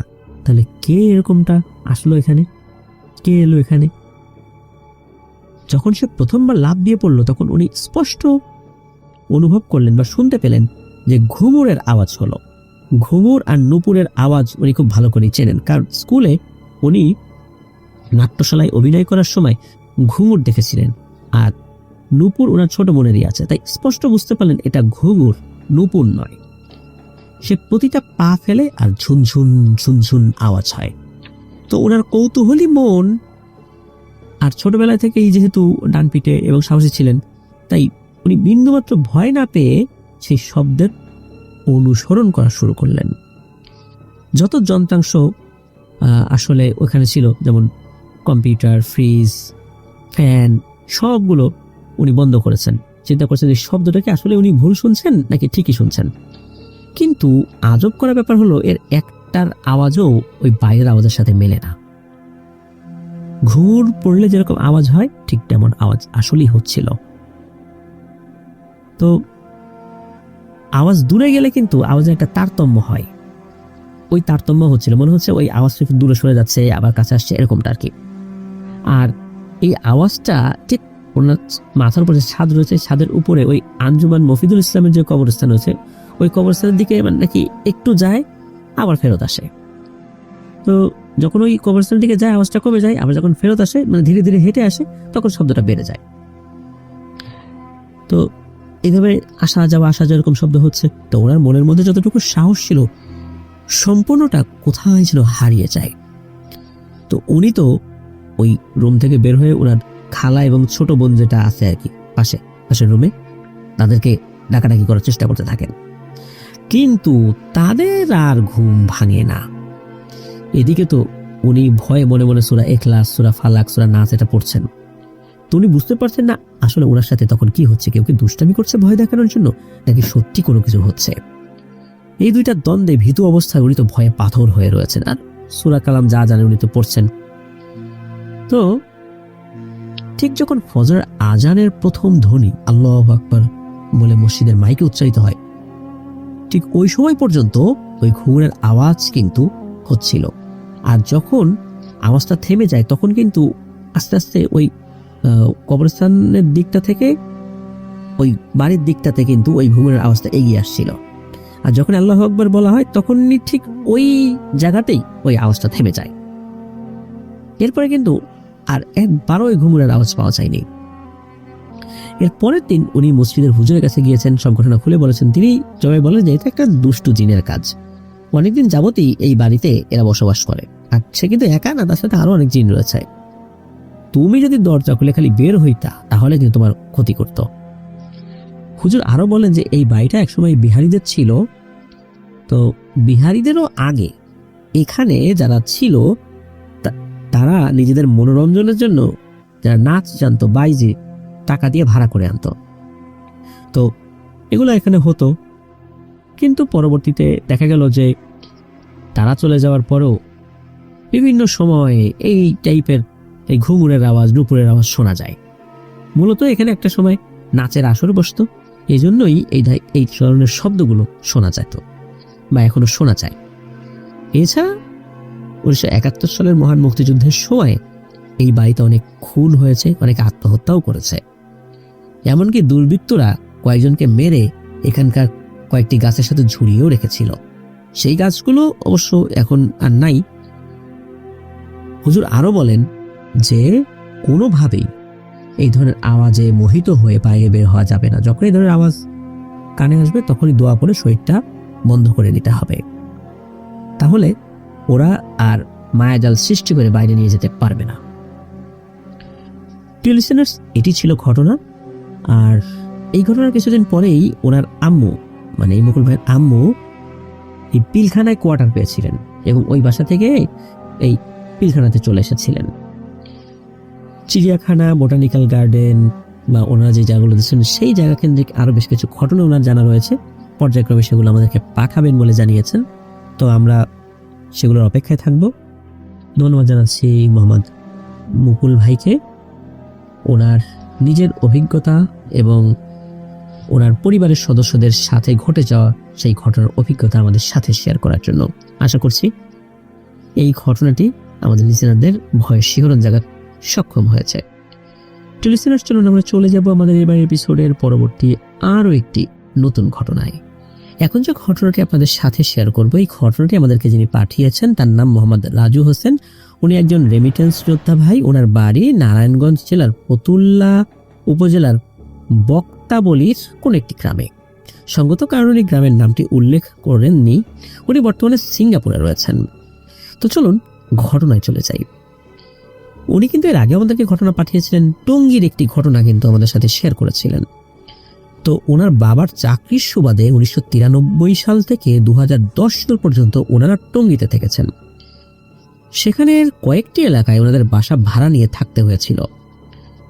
সাল 2003 কি 4 এমন একটা সময় তো ওনারা টঙ্গীর আরিচপুরের রূপবানের মারটেক নামক এলাকায় নতুন বাড়ি তৈরি করা হয় এমন একটি বাড়িতে বাসা ভাড়া নিয়েছেন। বাড়িটার একটু বর্ণনা দেই। বাড়ির এক পাশে বিশাল এক পুকুর ছিল, আর অন্য 3 পাশে অন্যান্য ঘর বাড়ি ছিল। তবে অন্যান্য বাড়ির আর ওনাদের বাড়ির মাঝখানে একটা ড্রেন ছিল। দিনের বেলা আবার সন্ধ্যাবেলা ওনারা সেই ড্রেনের উপর দিয়ে শর্টকাট রাস্তা হিসেবে যাতায়াত করতেন। তবে বেশি রাত হয়ে গেলে ওখান দিয়ে আর কেউ আসা যাওয়া করতেন না। ওনাদের ঘরে অ্যাটাচড ওয়াশরুম ছিল, আর ওই ওয়াশরুমের পেছনে ছিল অনেক বড় একটা নারকেল গাছ, আর নারকেল গাছের নিচে পাশের বাড়ির ওয়াশরুম ছিল, আবার গোসলখানাও ছিল এখানে। তো যাই হোক, এবার আমরা মূল ঘটনায় আসি। তো ওনাদের বাড়ির যিনি মালিক উনি পরিবার নিয়ে থাকতেন টঙ্গী বাজারে। তাই বাড়ি দেখাশোনা করার জন্য পাশের বাড়ির মালিককে দায়িত্ব দেওয়া হয়। যাকে দেখাশোনা করতে দায়িত্ব দেওয়া হয় তাদের বাড়িটা ছিল আবার এই নতুন যেটা বাড়ি, মানে যেখানে এই রাজু হোসেন ভাইরা ভাড়া নিয়েছেন আর কি, সেই বাড়ির ওয়াশরুমের পেছন সাইডটাতে। তাই তারা সবসময় ওই ড্রেনের উপর দিয়েই ওনাদের বাড়িতে হেঁটে আসতেন বাড়ি দেখাশোনা সংক্রান্ত কাজে। তো ভালোই কাটছিল দিন। যেহেতু বাড়িটা বিশাল বড় ছিল তাই ওনারাই, আর বাড়িটা নতুন ছিল তো তাই ওনারাই প্রথম ভাড়াটিয়া ওই বাড়ি ছিলেন আর কি। আর অন্য কোনো লোকজন ছিল না, খুব রিল্যাক্সে দিন কাটাচ্ছিলেন। কিন্তু কিছুদিন যাওয়ার পরেই শুরু হয় কিছু সমস্যা। রাতে ওয়াশরুমে গেলে এক ধরনের গোঙারের আওয়াজ শুনতে পাওয়া যেত। সবসময় যে হতো বিষয়টা এরকম না, মাঝে মাঝে হতো। আবার মাঝে মাঝে গভীর রাতে হাঁটার শব্দ শোনা যেত। হঠাৎ হঠাৎ জানালায় টোকা দেওয়ার শব্দও শোনা যেত। কিন্তু ওনারা কখনো জিজ্ঞেস করতেন না যে কে টোকা দেয়, কে এত রাতে হেঁটে যায়, এগুলো জিজ্ঞেস করতেন না। এভাবে কিছুদিন যাওয়ার পর বাড়ির যিনি কেয়ারটেকার ছিলেন, মানে একজন কেয়ারটেকার রাখা হয়েছিল পরে, তার নাম হচ্ছে ইউসুফ। এই ইউসুফ কাকা এবং তার স্ত্রী ওনাদের ঘরে মাঝে মাঝে আসতেন। তারা মাঝে মাঝে এই রাজু হোসেন ভাইদের ঘরে এসে রাজু হোসেন ভাইয়ের মা বাবার সাথে বসে গল্প করতেন, পান খেতেন। তো একদিন কি হয়, এই রাজু হোসেন ভাইয়ের মা বাবা ওই তাদের দুজনকে জিজ্ঞেস করেছেন, আচ্ছা ভাই ভাবি সত্যি করে বলেন তো, কিছু লুকাবেন না, লুকাবেন না তো, এরকম মানে প্রতিশ্রুতি নেয় আর কি। বলে আচ্ছা ঠিক আছে সত্যি বলবো, এরকম তারাও আবার বলে। তখন তাদের কাছে জানতে চাওয়া হয়, আচ্ছা বলেন তো রাতের বেলা এসব হওয়ার মানেটা কি? এরপর তারা জানান যে এখানে অনেক আগে থেকেই নাকি একটা অশরীরীর যাতায়াত আছে। তারাও নাকি বেশ কয়েকবার সেই অভাবটাকে দেখেছে। তো তারা বলেন যে আমাদের এই ওয়াশরুমের পেছন দিয়ে পুকুর পর্যন্ত এই অভাবটা যায়, আবার উল্টো দিকে এসে ওই যে নারকেল গাছটা আছে ওই নারকেল গাছের নিচে যায়, সেখানে কিছুক্ষণ বিশ্রাম নিয়ে আবার ওই ওয়াশরুমের ওদিকে চলে যায়। তবে কোথায় যায় সেটা তারা ভয়ে কখনো দেখার চেষ্টা করেন নাই। তো সেদিনের মতো এই দুইজন গল্প করে চলে যান। এর অল্প কিছুদিন পরেই শুনতে পাওয়া যায় এই যে ইউসুফ কাকা, উনি অসুস্থ, ওনার জবান বন্ধ হয়ে গেছে, কথা বলতে পারছেন না। যেহেতু ওনাদের সাথে এই রাজু হোসেন ভাইদের সম্পর্ক খুবই ভালো ছিল, তাই ওনার রাজু হোসেন ভাইয়ের মা বাবা সেই ইউসুফ কাকাকে দেখতে গিয়েছেন। সেখানে গিয়ে শুনতে পান ভয়ঙ্কর এবং রোমহর্ষক এক ঘটনা। তো সেই কাকি মানে ইউসুফ কাকার স্ত্রী, উনি বলছেন যে গত রাত্রে, মানে উনি যেদিন অসুস্থ হয়েছেন তার আগের রাত্রের কথা আর কি, গত রাত্রে এই ওয়াশরুমে যাওয়ার জন্য এই কাকির দরকার হয় আর কি, মানে উনি ওয়াশরুমে যাবেন, তাই উনি ওনার হাজবেন্ড মানে ইউসুফ কাকাকে ঘুম থেকে ডেকে তুলেছেন যে চলো আমার সাথে চলো। তো এই কাকি তো ওয়াশরুমে ঢুকেছেন আর ইউসুফ কাকা বাইরে অপেক্ষা করছেন। আর ইউসুফ কাকা চিন্তা করছেন যেহেতু ঘুম থেকে উঠেই আসছি, তো আমিও একটু হালকা জল বিয়োগ করে নিই, আর একা একা দাঁড়িয়ে আছি, ভয়ও লাগতে পারে। তো উনি চিন্তা করলেন যে যেহেতু ওনার স্ত্রী ওয়াশরুমে গেছেন, তো উনি আর কি করবেন, উনি যে ড্রেনের যেই জায়গার উপর বসে আছেন, তো ওখানে উনি জল বিয়োগ করবেন। তো যেইভাবে সেই কাজ, তো উনি ওখানেই জল বিয়োগ করেন। হঠাৎ করে দেখলেন বেশ কিছুটা দূরে খুবই সুন্দরী একজন মহিলা তার দিকে এগিয়ে আসছেন। সেই মহিলার চুলগুলো ছিল অনেক লম্বা। তো এটা দেখে তো উনি ভয় পেয়েছেন। উনি দেখলেন ওই মহিলা খুবই দ্রুত গতিতে, মনে হচ্ছে বাতাসের গতিতে তার কাছে চলে আসলেন। আর এই ইউসুফ কাকা উনি কিন্তু নড়াচড়াও করতে পারছিলেন না, চিৎকারও করতে পারছিলেন না। হঠাৎ নাকি ওই মহিলাটা বলে ওঠে যে এটা তো আমার চলাচলের জায়গা, তুই নোংরা করলি কেন? কখনো কি তোদের ক্ষতি করেছি? আমার চলাচলটা যে তোরা গোপনে দেখতি সেটাও কিন্তু আমি জানি। তুই তো জানতি যে এদিক দিয়ে আমি যাতায়াত করি, আমি বিশ্রাম নেই, এখানে আমি আসি। আমি কিন্তু তোকে এবং তোর বউকে অনেকবার দেখেছি, তোরাও আমাকে দেখেছিস, আমি তো তোদের কোনো ক্ষতি করি নাই। তাহলে তুই কেন আমার রাস্তা অপবিত্র করলি? এর শাস্তি তোকে পেতেই হবে। এই বলেই নাকি ওই ইউসুফ কাকাকে ওই মহিলা এক হাতে শূন্যে উঠিয়ে মারে এক আছাড়। আছাড় খেয়ে ওই ড্রেনের ভিতরে নিয়ে পড়ে যান, আর্তনাদ করে ওঠেন, চিৎকার দিয়ে ওঠেন। তখন তো কাকি, ওনার তো ওয়াশরুম থেকে তখন এমনি বেরোচ্ছিলেন, তো উনি বের হয়ে চিন্তা করছেন কি ব্যাপার, এত জোরে আওয়াজ হলো কেন? তো উনি এগিয়ে গিয়ে দেখেন যে এই অবস্থা, ভয়ঙ্কর একটা অবস্থা। এই ইউসুফ কাকা তো এই ড্রেনের মধ্যে পড়ে আছেন, তার অবস্থা খুবই খারাপ। তাকে তো উনি কোনো মতে টানাটানি করে উঠিয়েছেন আর কি। তারপর বাড়িতে গিয়ে তার অন্য ছেলে মেয়েদেরকে ডেকে তুলেছেন, তারপর তাকে গোসল করানো হয়। এরপর আসলে ওনাকে জিজ্ঞেস করা হয় যে কি হয়েছে, তো উনি সব কথা খুলে বলেন। এটা শোনার পর পরিবারের সবাই খুব ভীত হয়ে যান। ওই রাত্রে ঘুমের মধ্যেও এই ইউসুফ কাকা কিন্তু কয়েকবার চিৎকার দিয়ে ওঠেন এবং বলতে থাকেন, আমাকে মারিস না, আমাকে মারিস না, আমার ভুল হয়ে গেছে, ক্ষমা করে দেয়। এদিকে ইউসুফ কাকার গায়েও কিন্তু ভীষণ জ্বর চলে আসছে, অনেক জ্বর। আর একটা ব্যাপার হলো ওনার শরীরে ছোট ছোট ফোড়ার মতো উঠেছে, গোটা উঠেছে। মূলত এরপর থেকেই এই ইউসুফ কাকার ভয়েসটা আর কাজ করছিল না, উনি আসলে আর কথা বলতে পারছিলেন না।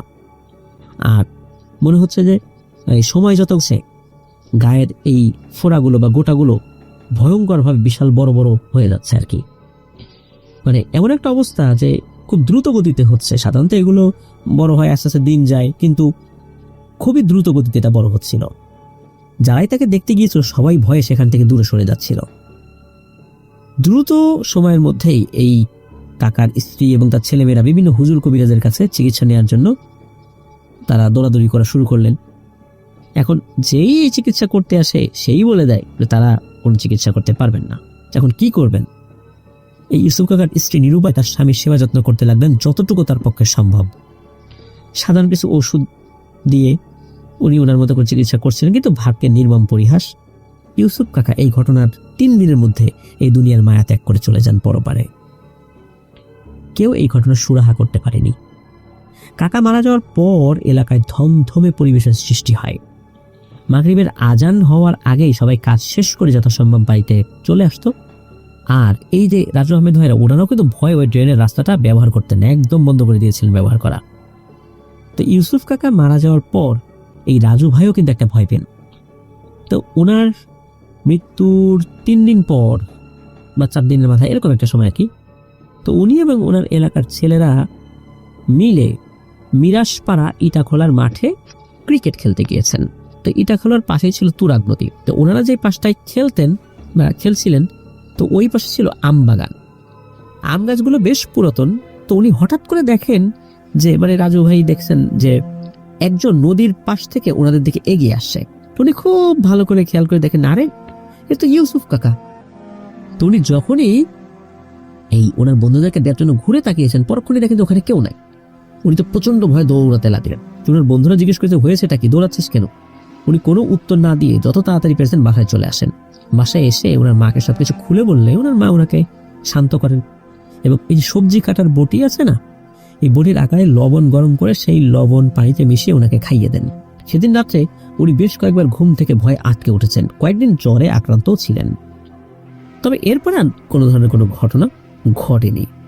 প্রিয় লিসেনার্স, আমরা কিন্তু বারবার একটি কথা বলি, সেটি হচ্ছে যে হাদিসে কিন্তু সুস্পষ্টভাবে আছে যে যত্রতত্র আমরা যেন নোংরা আবর্জনা না ফেলি, অপবিত্রও না করি। আমরা কিন্তু অনেকগুলো এপিসোডে এই বিষয়ে বলেছি যে ছায়াদার ফলদার গাছের তলায় বা এলোমেলো জায়গায় ইচ্ছা মতো যেন আমরা নোংরা না করি, তাহলে কিন্তু ভয়ঙ্কর বিপদ হতে পারে। রাসূল সাল্লাল্লাহু আলাইহি ওয়াসাল্লামের প্রত্যেকটা হাদিসেই যে সমস্ত নির্দেশনা রয়েছে সেগুলোর ব্যাখ্যা হয়তো বা আমরা অনেকগুলোই জানি না, কিন্তু এর ব্যাখ্যা অবশ্যই রয়েছে, এর পরোক্ষ প্রত্যক্ষ প্রভাব অবশ্যই রয়েছে। সব জিনিসের ব্যাখ্যা আসলে আমরা খুঁজি না, যেগুলো হাদিসে রয়েছে, কোরআনে রয়েছে, এগুলো ব্যাখ্যা আমরা না জানলেও সেগুলো পালন করার চেষ্টা করি এবং করবো ইনশাল্লাহ। আল্লাহ আমাদেরকে এগুলো মেনে চলার তৌফিক দান করুক এবং এই ধরনের বিপদ আপদ থেকেও আল্লাহ আমাদেরকে হেফাজত করুন। প্রিয় লিসেনার্স, চলুন আমরা চলে যাব আমাদের এবারের এপিসোডের পরবর্তী আরো একটি নতুন ঘটনায়। তো এবারের ঘটনাটি যিনি পাঠিয়েছেন তার নাম মোহাম্মদ সোহেল। ওনার বাড়ি যশোর জেলার সদর উপজেলার ঘোপ অঞ্চলে। আর ঘটনাটি মূলত যিনি শেয়ার করেছেন সোহেল ভাইয়ের সাথে, তার নাম মোহাম্মদ সাজ্জাদ হোসেন, যার বাড়ি যশোর জেলার ঝিকরগাছা উপজেলার থানার মোড় পশু হসপিটালের পাশে। আর এই ঘটনার ভুক্তভোগীর নাম হচ্ছে শাহজাহান হোসেন। তো চলুন ঘটনায় যাই। তো ঘটনাটি ঘটে 2023 সালের মার্চ মাসে। আর তো বুঝতেই পারছেন প্রিয় লিসেনার্স, ঘটনা কি 2023 সালের মার্চ মাসে হলে খুবই রিসেন্ট ঘটনাই আমরা বলতে পারি।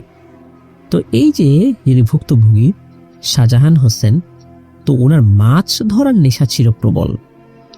তার অবসর সময় যখনই হতো, সেটা সকাল হোক, বিকেল হোক, সন্ধ্যা হোক, রাত হোক, ছোট নৌকায় মাছ ধরতে যাওয়ার ছিল তার নেশা। আর তিনি অনেক ছোট বয়স থেকে খুব ভালো মাছ ধরতে পারতেন, বিভিন্ন স্থানে মাছ ধরতে যেতেন। তবে খুব একটা ভৌতিক অভিজ্ঞতার সম্মুখীন হয়েছেন বিষয়টা এরকম নয়। তো স্বাভাবিকভাবেই উনি অন্যান্য সময়ের মতো রাতের বেলা মাছ ধরতে গিয়েছেন। আর ওনার বাড়ি থেকে কিছুটা দূরে বয়ে চলা একটা বড় নদীতে মাছ ধরতে গিয়েছেন। তো সেদিন ভোর 4টার সময় উনি বাসায় ফেরত এসেছেন এবং চুপচাপ ঘুমিয়েও পড়েছেন। পরদিন সারাদিন কিছু হয় না, কিন্তু মাগরিবের নামাজের পর থেকে তার আচরণে কিছুটা পরিবর্তন লক্ষ্য করা যায়। তার মুখ থেকে লালা পড়তে থাকে, তার ভয়েস তুলনামূলকভাবে অনেক মোটা শোনা যায়, আর পরিবারের সদস্যদেরকে দেখে মুচকি মুচকি হাসতে থাকে এবং বিড়বিড় করে কিছু একটা পড়তে থাকে। যখন তার স্ত্রী তার কাছে যায় তখন খপ করে তার হাত ধরে এবং সজোরে কামড় বসায়। তখন তো তার স্ত্রী শরীরের প্রচন্ড জোর প্রয়োগ করে হাতটা ছাড়িয়ে নিয়ে ঘরের বাইরে বেরিয়ে আসে এবং তার স্বামীর ঘরের দরজাটা বন্ধ করে দেয়। তখন তো পরিবারের অন্য সদস্যদেরকে ডাকাডাকি করে, কিছু মানুষ চলেও আসে, তো কি হয়েছে সেটা সকলকে খুলে বলে। তখন দ্রুততার সাথে এক স্থানীয় একজন কবিরাজকে বাসায় নিয়ে আসা হয়। তো কবিরাজকে সকল বিষয় খুলে বলা হয়। কবিরাজ তখন এই শাহজাহান হোসেনের রুমে প্রবেশ করে। কবিরাজকে দেখে তিনি মুচকি মুচকি হাসতে থাকেন এবং এক পলকে কবিরাজের দিকে তাকিয়ে থাকে। তখন কবিরাজ ওই রুম থেকে বেরিয়ে আসেন এবং বুঝতে পারেন যে কি ধরনের সমস্যা হয়েছে। রুম থেকে বেরিয়ে এসে উঠানের মাঝে একটি গোল বৃত্ত কাটেন এবং তাতে এই শাহজাহান হোসেনকে নিয়ে আসা হয়। স্বাভাবিকভাবে উনি আসেন এবং ওই বৃত্তর ভেতরে তাকে বসানো হয়। তবে বৃত্তের ভিতরে বসানোর পরেও কোনো ধরনের কোনো প্রতিক্রিয়া লক্ষ্য করা যায় না। কবিরাজ তার সাথে অনেক কথা বলার চেষ্টা করেন।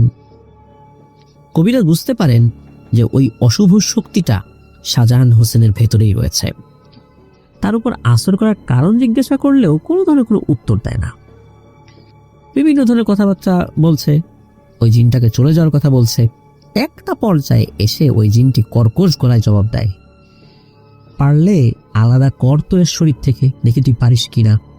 আমি কিন্তু ওর ক্ষতি না করে যাব না, শুধু এতটুকুই বলেছিল।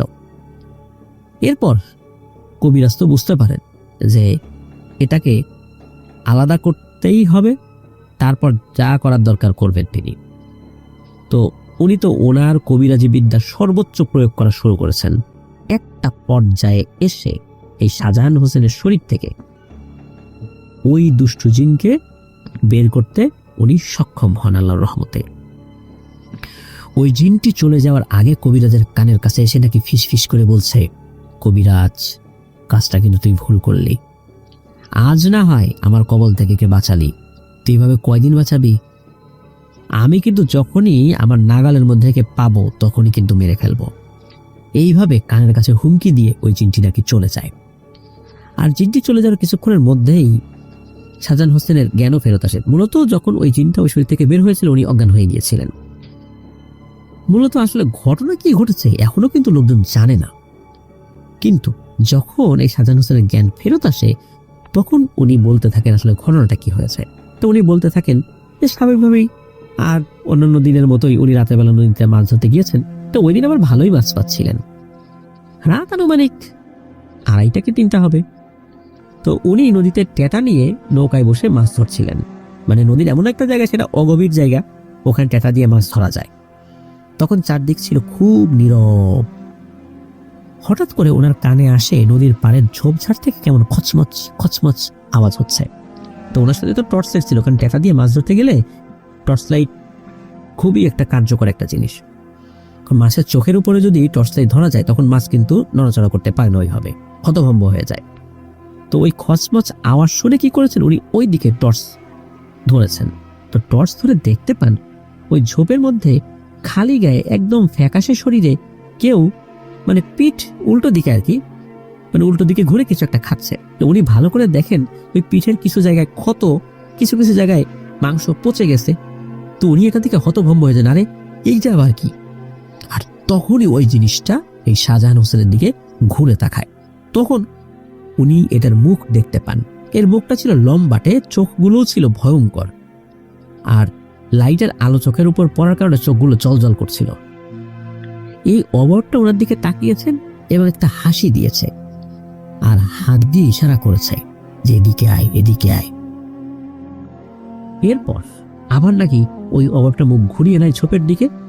উনি তো তাড়াতাড়ি নৌকা বাওয়া শুরু করেছেন বাড়ির দিকে আসার জন্য এবং সোজা উনি বাড়িতে চলেও আসেন। তো এই অবয়বটা দেখার পর ওনার শরীরটা কেমন যেন ভার হয়ে আসছিল, ওনার মাথা ঘোরাচ্ছিল। উনি বাসায় কোনো কিছু বলেন নাই, না বলে ঘুমিয়ে যান। পরের দিনও কোনো সমস্যা না হয় এই বিষয়টা কাউকে বলেন নাই। কিন্তু সন্ধ্যার দিকে বাজার থেকে বাড়িতে ফেরত আসার সময় ওনার শরীরটা আবারও ভার হয়ে আসছিল। বাসায় এসে উনি শুয়ে পড়েছেন, এরপর ওনার কিছু মনে নেই। আর এরপরে তো কি হয়েছে এটা বাড়ির লোকজন দেখেছে। এরপর কবিরা এই শাহজাহান হোসেনকে কিছু আমল শিখিয়ে দেন আর বলেন যে নিয়মিত এগুলো করতে, বাসার থেকে বের হওয়ার আগে অবশ্যই এটা করতে হবে। আর বলেন যে রাতের বেলা আজ আর মাছ ধরতে চাওয়া যাবে না। এরপর থেকে উনি দিনের বেলা মাছ ধরতেন, আর কখনো উনি রাতের বেলা মাছ ধরতেন না। আর এই আমলগুলো উনি রেগুলার করতেন, এখনো করেই যাচ্ছেন। তো এটি ছিল ঘটনা। লিসেনার্স, আমরা যখনই কোনো এপিসোড করি মাছ ধরা রিলেটেড ঘটনাগুলো না পেলে মনে হয় এপিসোডটি অসম্পূর্ণই থেকে যায়, তাই নয় কি? আসলে আমাদের বাংলাদেশটা আসলে নদীমাতৃক দেশ। আর এই নদীমাতৃক দেশে শুধু যে নদী রয়েছে তা নয়, অসংখ্য খাল, বিল, হাওর, বাওর এগুলো রয়েছে, যার কারণে মাছ ধরা রিলেটেড ঘটনা আমাদের কাছে প্রচুর আসে। লিসেনার্স, চলুন আমরা চলে যাব আমাদের এবারের এপিসোডের পরবর্তী আরও একটি নতুন ঘটনায়। ধৈর্য ধরে যারা এতক্ষণ আমাদের ঘটনাগুলো শুনেছেন তাদেরকে ধন্যবাদ জানাচ্ছি। আশা করছি আমাদের এবারের ঘটনাটিও আপনারা সকলে মনোযোগ দিয়ে শুনবেন ইনশাল্লাহ। তো চলুন ঘটনা শুরু করি। তো এবার যার ঘটনা আমরা শেয়ার করব তার নাম সাদমান সালেহিন। ওনার বাড়ি যশোর জেলার চৌগাছা উপজেলার চাঁদপাড়া গ্রামে। তো উনি এর আগেও কিন্তু আমাদেরকে ঘটনা পাঠিয়েছেন। 104 নং এপিসোডে ওরা দাদার সাথে ঘটে যাওয়া ভয়ঙ্কর একটি ঘটনা কিন্তু আমরা শেয়ার করেছিলাম। তো চলুন এবারের ঘটনাটি আমরা আপনাদের সামনে উপস্থাপন করব। এবারের ঘটনাটি শুরু করার আগে একটি কথা বলতে চাই, কারণ এই ঘটনাটি ওনার বাবার সাথে ঘটেছিল। ওনার বাবা খুব সৎ এবং পরহেজগার মানুষ। উনি বর্তমানে যশোর জেলার চৌগাছা উপজেলার স্থানীয় একটি প্রাইমারি স্কুলের প্রধান শিক্ষক। ওনার বর্তমান বয়স 54 বছর। তো স্যারকে আপনার নাহর ওয়ার্ল্ডের পক্ষ থেকে জানাচ্ছি শুভেচ্ছা ও ভালোবাসা। আশা করছি আপনিও আমাদের এই ঘটনা শুনবেন, যেহেতু আপনার ঘটনা আমরা উপস্থাপন করছি। তো মূলত মোহাম্মদ এখলাস স্যার, ওনার পুরো নাম মোহাম্মদ এখলাস উদ্দিন। হয়তোবা ওনার স্টুডেন্ট যারা আছেন তারাও আমাদের এই ঘটনা শুনতে পারেন। তো চলুন মূল ঘটনাতে চলে যাই। তো ঘটনা কিন্তু একটা না, মোট 4টা ঘটনা, ছোট ছোট 4টা ঘটনার সংমিশ্রণে আমরা একটি ঘটনা আকারে উপস্থাপন করছি। মূলত আসলে এই সাদমান সালেহিন ভাইয়ের আব্বুর সাথে ঘটনাগুলো যখন শুরু হয় তখন উনি যুবক বয়স, আর ওনার আব্বুর হচ্ছে তুলা রাশি। আর যাদের তুলা রাশি তাদের সাথে কিন্তু অনেক ঘটনা ঘটে, তারা অনেক কিছু দেখতে পান আল্লাহর ইচ্ছায়। তো ওনার আব্বুর বিয়ে হওয়ার আগে উনি নিজ গ্রামেই থাকতেন, অর্থাৎ সাদমান সালেহিন ভাইয়ের দাদা বাড়িতেই থাকতেন। তো একদিন রাত্রে কি হয়, আনুমানিক রাত 1:30টার দিকে ওনার আব্বুর ওয়াশরুমে যাওয়ার প্রয়োজন হয়। গ্রামের সেই সময় বেশিরভাগ ওয়াশরুম কিন্তু বাড়ি থেকে বেশ দূরেই থাকতো। তো ওনাদের ওয়াশরুমটা ছিল বাড়ি থেকে একটু দূরে, বাগানের শুরুতে, মানে বাড়ির বাইরে একটা বাগান ছিল, বাগানের শুরু থেকে ছিল। যেহেতু অনেক রাত, সবাই গভীর ঘুমে মগ্ন। ঘুমে অসুবিধা হবে এই মনে করে উনি আর আসলে কাউকে ডাকেন নাই। আর যুবক বয়স, উনি যদি এই বয়সে এসে কাউকে ডাকাডাকি করেন কেউ হাসাহাসি করতে পারে, এই কারণে উনি আসলে কাউকে ডাকেন নাই। উনি একাই ওয়াশরুমে যাওয়ার জন্য বের হয়েছেন। তো ওনার হাতে ওই সময় 3 ব্যাটারির টর্চ লাইট ছিল। তো 3 ব্যাটারির টর্চ লাইট নিয়ে উনি ওয়াশরুমে গিয়েছেন। ওই সময় কিন্তু এই ধরনের টর্চ লাইটের প্রচলনই বেশি ছিল। তো ওনার আব্বু যথারীতি ওয়াশরুমের ভিতরে ঢুকেছেন।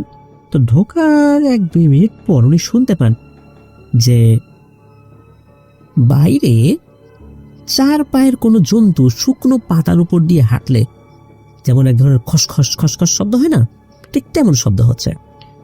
তো ওনার আব্বু প্রথমে ভেবেছেন হয়তো রাতের বেলা কোনো বিড়াল, শেয়াল বা কুকুর হাঁটছে।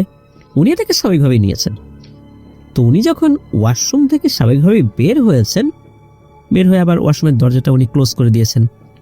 ক্লোজ করে যখন উনি সামনের দিকে তাকিয়েছেন তখন উনি দেখেন যে শরীরের মাঝ থেকে মাথা পর্যন্ত, অর্থাৎ কোমর থেকে মাথা পর্যন্ত অর্ধ পোড়া, মানে অর্ধ ঝলসানো একটা মানুষ দাঁড়িয়ে আছে। তার থেকে ঠিক 5 থেকে 7 হাত সামনে। এটা দেখে ওনার আব্বু তো অনেক ভয় পেয়েছেন। তো উনি চিন্তা করছেন আবার কেমন মানুষ রে, আর এখানে কি করে এত রাতের বেলা। তো উনি এই চিন্তা করতে করতে যেই না একটু নিচের দিকে তাকিয়েছেন তখন দেখেন এই লোকটার 4টা পা। এই দেখে তো উনি মারাত্মক ভয় পেয়েছেন যে মানুষের আবার 4টা পা কিভাবে হয়। তখন ওনার আব্বু বুঝতে পারলেন এটা তো স্বাভাবিক কিছু না, কিন্তু এখন উনি বাসায় ঢুকবেন কিভাবে? কারণ হচ্ছে এই অবয়বটা এই সাদমান সালেহীন ভাইয়ের আব্বুর দিকে এক দৃষ্টিতে চোখ বড় বড় করে তাকিয়ে আছে। এদিকে ওনার আব্বু তো দৌড়ও দিতে পারছেন না, কারণ ওই অবয়বটা এই সালেহীন ভাইয়ের আব্বু যেই রাস্তা দিয়ে যাবেন ঠিক তার মাঝখানে দাঁড়িয়ে রয়েছে। আর এখন উনি চিৎকার দিলেও ঘরের কেউ যে শুনবেন এটাও আসলে আশা করা যায় না। উনি তো মনে মনে যা দোয়া দুরুদ পারতেন সেটা তো পড়া শুরু করেছেন, তবে দোয়া দুরুদ সবই ওলট পালট হয়ে যাচ্ছিল। সামনে এরকম একটা ভয়ঙ্কর অবয়ব যার কোমর থেকে মাথা পর্যন্ত ঝলসানো, আবার পা হচ্ছে 4টা, এরকম একটা অবয়ব যদি সামনে দাঁড়িয়ে থাকে 5 থেকে 7 হাত দূরে, তাহলে কোনো দোয়া দুরুদ মনে আসে? নিশ্চয়ই না।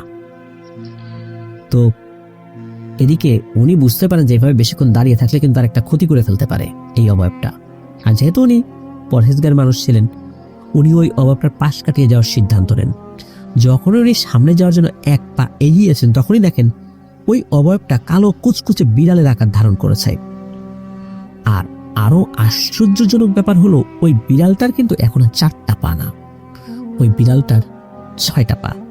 মানে মানুষের তো 2টো পা থাকে, তার থেকে মানে যার যেটা থাকা উচিত তার থেকে 2টো পা বেশি। বিড়ালের 4টা পা থাকে, তার থেকে 2টা পা বেশি, 6টা পা। তো বিড়ালের রূপ ধারণ করার সাথে সাথে ওই বিড়ালটি সালেহীন ভাইয়ের আব্বুকে আক্রমণ করে। তখন উনিও তো জোরে আল্লাহু আকবার বলে চিৎকার করতে করতে দৌড়াতে থাকেন। দৌড়ানোর এক পর্যায়ে উনি বাড়ির উঠোনে এসে আছার খেয়ে পড়ে যান, আর আছার খেয়ে পড়ে উনি অজ্ঞানও হয়ে যান। এদিকে উনি যখন থ্রুম করে পড়েছেন তখন কিন্তু বাড়ির কয়েকজন সদস্যের ঘুম ভেঙে যায়। তারা তাড়াহুড়া করে বাইরে এসে দেখেন যে এইভাবে অজ্ঞান অবস্থায় উনি পড়ে আছেন। তাকে তো তাড়াতাড়ি ধরাধরি করে বাড়িতে নিয়ে আসেন। পরদিন সকালবেলা যখন ওরা জ্ঞান ফেরে তখন সবাইকে এই ঘটনাটা খুলে বলেন। তো এরপরে মসজিদের একজন হুজুর এনে তাকে ঝাড়ফুঁক করানো হয়। আস্তে আস্তে কয়েকদিনের মধ্যে উনি সুস্থও হয়ে যান। তো এবার আসি পরবর্তী আর একটা ঘটনাতে। উনি যখন সরকারি চাকরি পেয়েছেন, এরপর উনি বিয়ে শাদীও করেছেন। এরপর উনি শহরের দিকে চলে আসেন। শহর বলতে চৌগাছাতে চলে আসেন আর কি, যশোরের। তো ওখানে আসার পর ওখানে একটা বাড়িও করেছেন উনি। আর বলে রাখা ভালো, ওই শহরের বাড়িটি ওখানে যে সরকারি একটা হসপিটাল রয়েছে তার ঠিক পেছনে।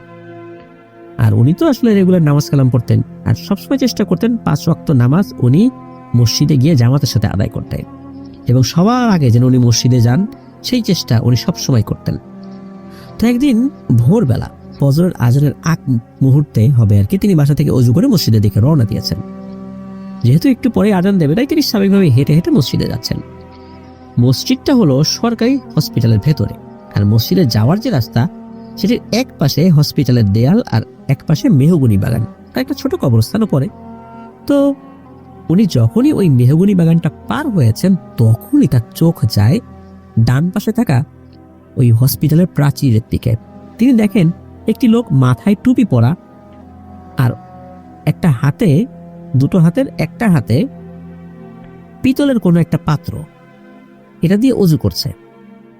আর ওই প্রাচীরের চওড়া, মানে প্রাচীরটা এতটুকু চওড়া যে আসলে ওখানে দাঁড়িয়ে বা বসে কারো পক্ষে অজু করা সম্ভব না, ব্যালেন্স রাখতে পারবে না, কিন্তু উনি দিব্যি অজু করছে। উনি চিন্তা করেন কি ব্যাপার, এইভাবে কোনো একটা মানুষ বসে থাকতে পারে নাকি, আবার প্রাচীরের উপর 2 পা দিয়ে। তো ওনার আব্বু আর কোনো কিছু না ভেবে ওই লোকটিকে পাশ কাটিয়ে হেঁটে যাচ্ছেন। ভালোভাবে পাশ কাটিয়ে চলেও আসেন। তো পাশ কাটিয়ে তিনি যখনই 7-8 হাত সামনের দিকে এগিয়েছেন তখনই পেছন থেকে কর্কশ ও ভারী কণ্ঠে ওনাকে বলে ওঠে, যে একা একা নামাজ পড়বি, আমাকে নিয়ে যা সাথে, আমাকে এখান থেকে নামা, নিয়ে যা, আমিও নামাজ পড়ি তোর সাথে। তখন উনি পেছন দিকে তাকিয়েছেন, এবং পেছন দিকে তাকিয়ে যেটা দেখতে পান তাতে ওনার শরীর পুরোপুরি অবশ হয়ে যাচ্ছিল। ওই সময় তিনি দেখেন সেই অর্ধ পোড়া লোকটি যাকে তিনি কয়েক বছর আগে গ্রামের ওয়াশরুম থেকে বের হওয়ার পর দেখেছিলেন, ওই অবয়বটা হাতে ওই পিতলের একটা পাত্র নিয়ে দাঁড়িয়ে আছে। তখন তার পা আর 2টা না, 4টা, এখন কিন্তু সেই আগের অবয়ব ধারণ করেছে। তখন ওই অবয়বটা আবারও কর্কশ কণ্ঠে বলছে, আমাকে নামাজ পড়তে নিয়ে যাবি না? তো এটা শোনার পর ভয় যে খুব ভালোভাবেই পাবেন এটাই তো স্বাভাবিক, এবং সেটাই হয়। আবার যেহেতু ওনার অজু করা ছিল, তাই কোনো খারাপ কিছু তার কাছে আসতে পারবে না এটা উনি নিশ্চিত ছিলেন। তো উনি আবার সাহস করে বলছেন, ওই অবয়বটিকে বলছেন যে, আচ্ছা বলেন তো আপনি কে, আর আপনি আমার পেছনে পড়ছেন কেন? তো একথা শোনার পর ওই অবয়বটা কোনো কথার উত্তর দেয় না। উত্তর না দিয়ে হঠাৎ শূন্যে ভাসতে থাকে এবং পাশের কবরস্থানের একটি গাছের ডালের উপরে গিয়ে পড়ে। ওই সময় তো এই সালিম ভাইয়ের আব্বুর তো একদম ভয়ে প্রাণ হারানোর মতো অবস্থা। আর ওই গাছের উপরে উঠে ওই গাছটির একটা ডাল ভেঙে এই সালিম ভাইয়ের আব্বুর সামনে ধরাম করে ফেলেছে। তো ভয়ের উপরে ভয় আসলে। তো উনি তো ওখান থেকে দিয়েছেন জোর এক দৌড় উনি মেইন রোডে উঠে পড়েন। যেহেতু পাশেই ছিল হসপিটাল এবং ওর সামনেই অনেকগুলো ফার্মেসির দোকান ছিল, আর হসপিটালের সামনে যে ফার্মেসির দোকানগুলো থাকে এগুলো কিন্তু কয়েকটা থাকে 24 ঘন্টায় খোলা। তো এই সালিম ভাইয়ের আব্বুর এক পরিচিত ফার্মেসিতে গিয়ে উনি তো জোরে জোরে তাদেরকে ডাকতে থাকেন। তো ওই ফার্মেসিতে যিনি দায়িত্বে ছিলেন, যে আঙ্কেল ছিলেন আর কি, তিনি তো তাকে চিনতেন এবং উনি দেখেন যে এই সালিমের আব্বুর চোখগুলো অনেক বড় বড় হয়ে গেছে, মনে হচ্ছে তার প্রেশার অনেক হাই হয়ে গেছে। তখন তো দ্রুত উনি দোকানে বসান তাকে এবং একটু স্বাভাবিক করেন। আস্তে আস্তে উনি স্বাভাবিক হন আর কি। তখন উনি বলেন যে উনি কি কারণে ভয় পেয়েছেন আর কি, জিজ্ঞেস করছেন আসলে হয়েছে কি। তো যাই হোক, আসি এর পরের ঘটনাতে। এই ঘটনাটি খুব বেশি দিন আগের না, 2021 সালের ডিসেম্বর মাসের ঘটনা। তো এই যে সালেহিন ভাই আর ওনার আম্মু এক শীতে, মানে ওই 2021 সালের শীতে এই সালিম ভাইয়ের নানু বাড়ি বেড়াতে গিয়েছেন আর কি।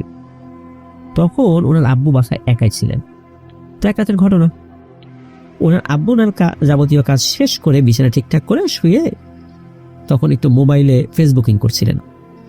তো হঠাৎ উনি শুনতে পান যে সিঁড়ি ঘর থেকে কোনো একটা লোহার বা এই টাইপের ধাতব কোনো একটা বল সিঁড়ির এক একটা পার্টে গড়িয়ে গড়িয়ে পড়ছে।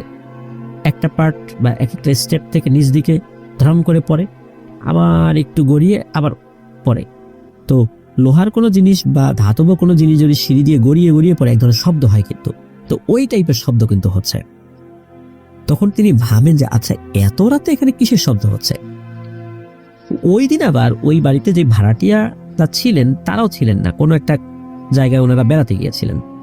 বাড়িতে কিন্তু তখন এই সালিমের আব্বু একা। তাহলে শব্দটা কে করছে? তো উনি কি করেছেন, উঠে মেইন দরজা খুলে লাইট জ্বালিয়ে দেখতে গিয়েছেন। সিঁড়িঘরটা একদমই ফাঁকা ছিল, মানে কাউকে দেখতে পেলেন না। তিনি ভাবলেন এটা হয়তো তার মনের ভুলও হতে পারে।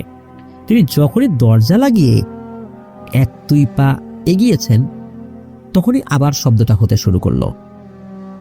এবার শুধু ওই বল পড়ার শব্দই নয়, গরু বা ছাগল একসাথে ডাকলে এক ধরনের মিশ্র একটা শব্দ হয় না, মনে হচ্ছে ওই রকম একটা শব্দ হচ্ছে।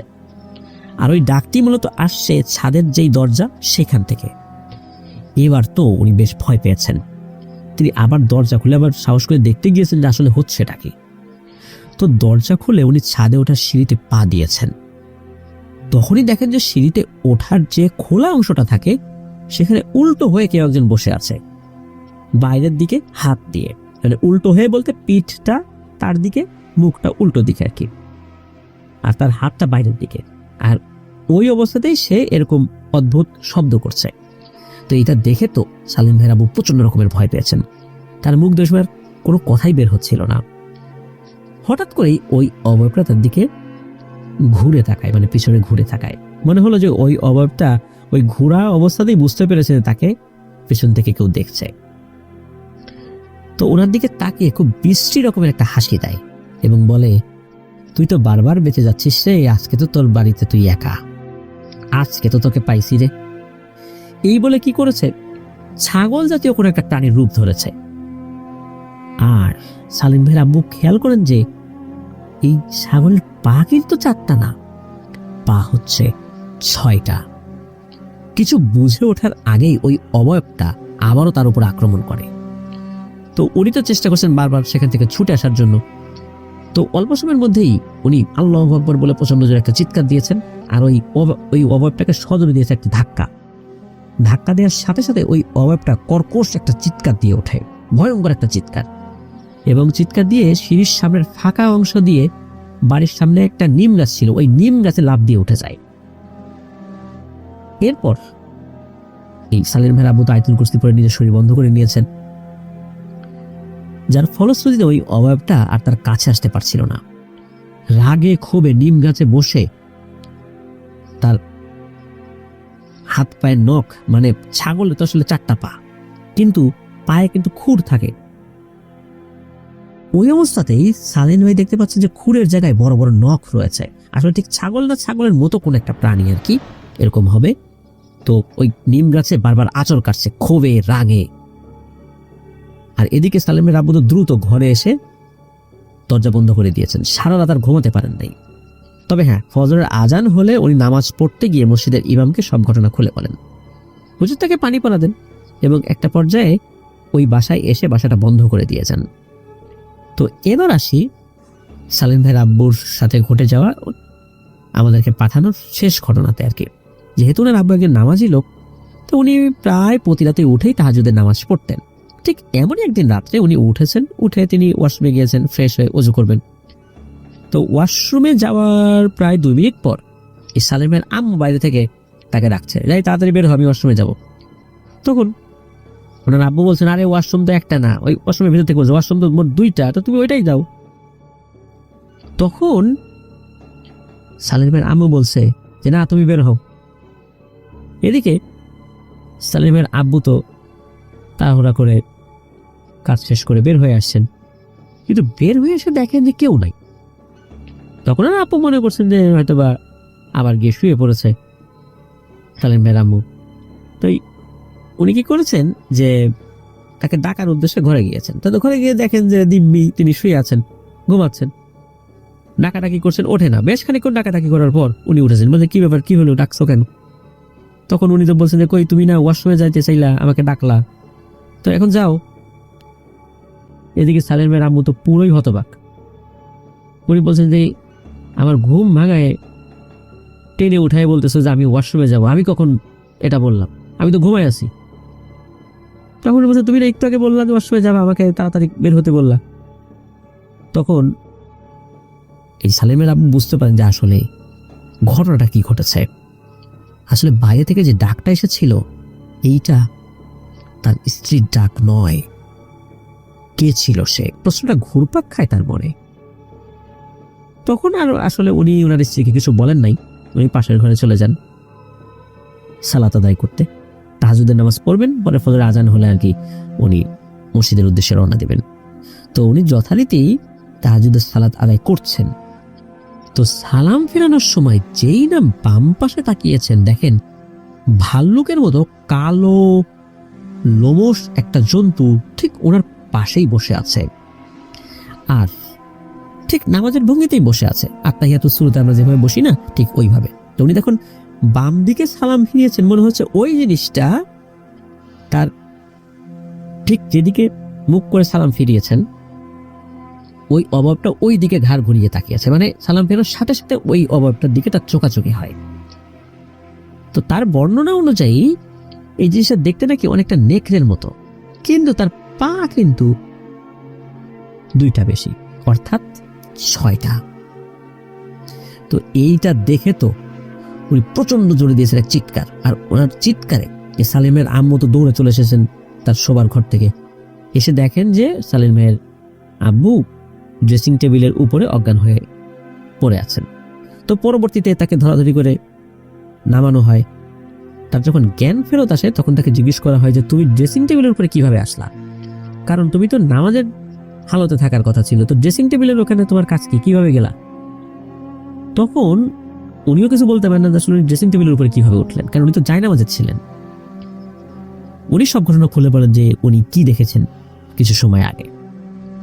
তো এই যে কয়েকদিন আগেই এই সালিম ভাইয়ের আব্বু একজন ভালো হুজুরের কাছে গিয়েছিলেন, সেই হুজুরের বাড়ি সাতক্ষীরাতে। তো সব ঘটনা যখন তাকে খুলে বলা হয়, মানে সেই হুজুরকে খুলে বলা হয়, তো হুজুর 1 ঘন্টা পর ওনাকে আসতে বলেন। তো যখন 1 ঘন্টা পরে যাওয়া হয়, তো হুজুর তাকে যা বলে এটা তো শোনার সাথে সাথে সালিমের আব্বুর চক্ষু চরক গাছ। হুজুর বলেন যে আপনার সাথে ছোটবেলা থেকেই খুব খারাপ কিছু একটা থাকে, যেটা আপনার ক্ষতি করতে চায়, কিন্তু আপনি ছোটবেলা থেকেই নামাজি হওয়ার কারণে আপনার বড় ধরনের কোনো ক্ষতি করতে পারে না। তখন এই সালেম ভাই আব্বু বলেন, এর থেকে বাঁচার উপায় কি? তখন হুজুর বলেন যে না, এর থেকে আসলে আপাতত বাঁচার কোনো উপায় নেই, কারণ ছোটবেলা থেকেই আপনার সাথে সবসময় থাকার কারণে আপনাকে ও ওর আয়ত্তে নিয়ে এসেছে। যতদিন বাঁচবেন এটাকে সাথে নিয়েই এই বিপত্তিগুলার মেনে নিয়ে চলতে হবে। তবে আপনাকে কিছু আমল শিখিয়ে দিচ্ছে, এগুলো প্রতিনিয়ত করলে আশা করা যায় কোনো সমস্যা হবে না, কিন্তু আমল কমে গেলে কিন্তু এই জিনিসটা আবার আপনাকে বিরক্ত করতে পারে। এরপর সালেম ভাইয়ের আব্বু বাড়িতে ফেরত আসেন। উনি এই আমলগুলো রেগুলার করেন। আল্লাহর রহমতে কোনো ধরনের কোনো সমস্যা না ঘটলেও মাঝে মাঝে কোনো কিছুর অস্তিত্ব তিনি এখনো টের পান। তো এটি ছিল ঘটনা। প্রিয় লিসেনার্স, আশা করছি ঘটনাটি ভালো লেগেছে। আর সাদমান সালেহিন ভাই বলেছেন যে ওনারা বর্তমানে যশোরের ধর্মতলা নামক স্থানে থাকছেন। ধন্যবাদ জানাচ্ছি সালেহিন ভাইকে এবং ওনার বাবাকে, মোহাম্মদ ইখলাসউদ্দিন স্যারকে। আশা করছি আপনার সাথে ঘটে যাওয়া, মানে স্যারের উদ্দেশ্যে বলছি যে আপনার সাথে ঘটে যাওয়া ঘটনাগুলো আমরা আমাদের লিসেনারদের উদ্দেশ্যে শেয়ার করলাম। আপনার সাথে যদি আরো ঘটনা থাকে আপনি সাদমান সালেহিন ভাইয়ের মাধ্যমে আমাদেরকে পাঠানোর অনুমতি পেতে পারেন। প্রিয় লিসেনার্স, আজকের এপিসোডটা কিন্তু এ পর্যন্তই ছিল। আগামীকাল আফ্রিকান ব্ল্যাক ম্যাজিকের ঘটনা কিন্তু থাকছে। দুর্দান্ত কয়েকটি ঘটনা নিয়ে ইনশাল্লাহ আপনাদের সামনে হাজির হচ্ছি। তাই আগামীকাল আমাদের ফ্রাইডে স্পেশাল এপিসোড শোনার আমন্ত্রণ জানিয়ে আজকের এপিসোড শেষ করব। যারা ঘটনা পাঠিয়েছেন সকলকে অন্তরস্থল থেকে ধন্যবাদ জানাচ্ছি। যারা ধৈর্য ধরে পুরো এপিসোডটি শুনলেন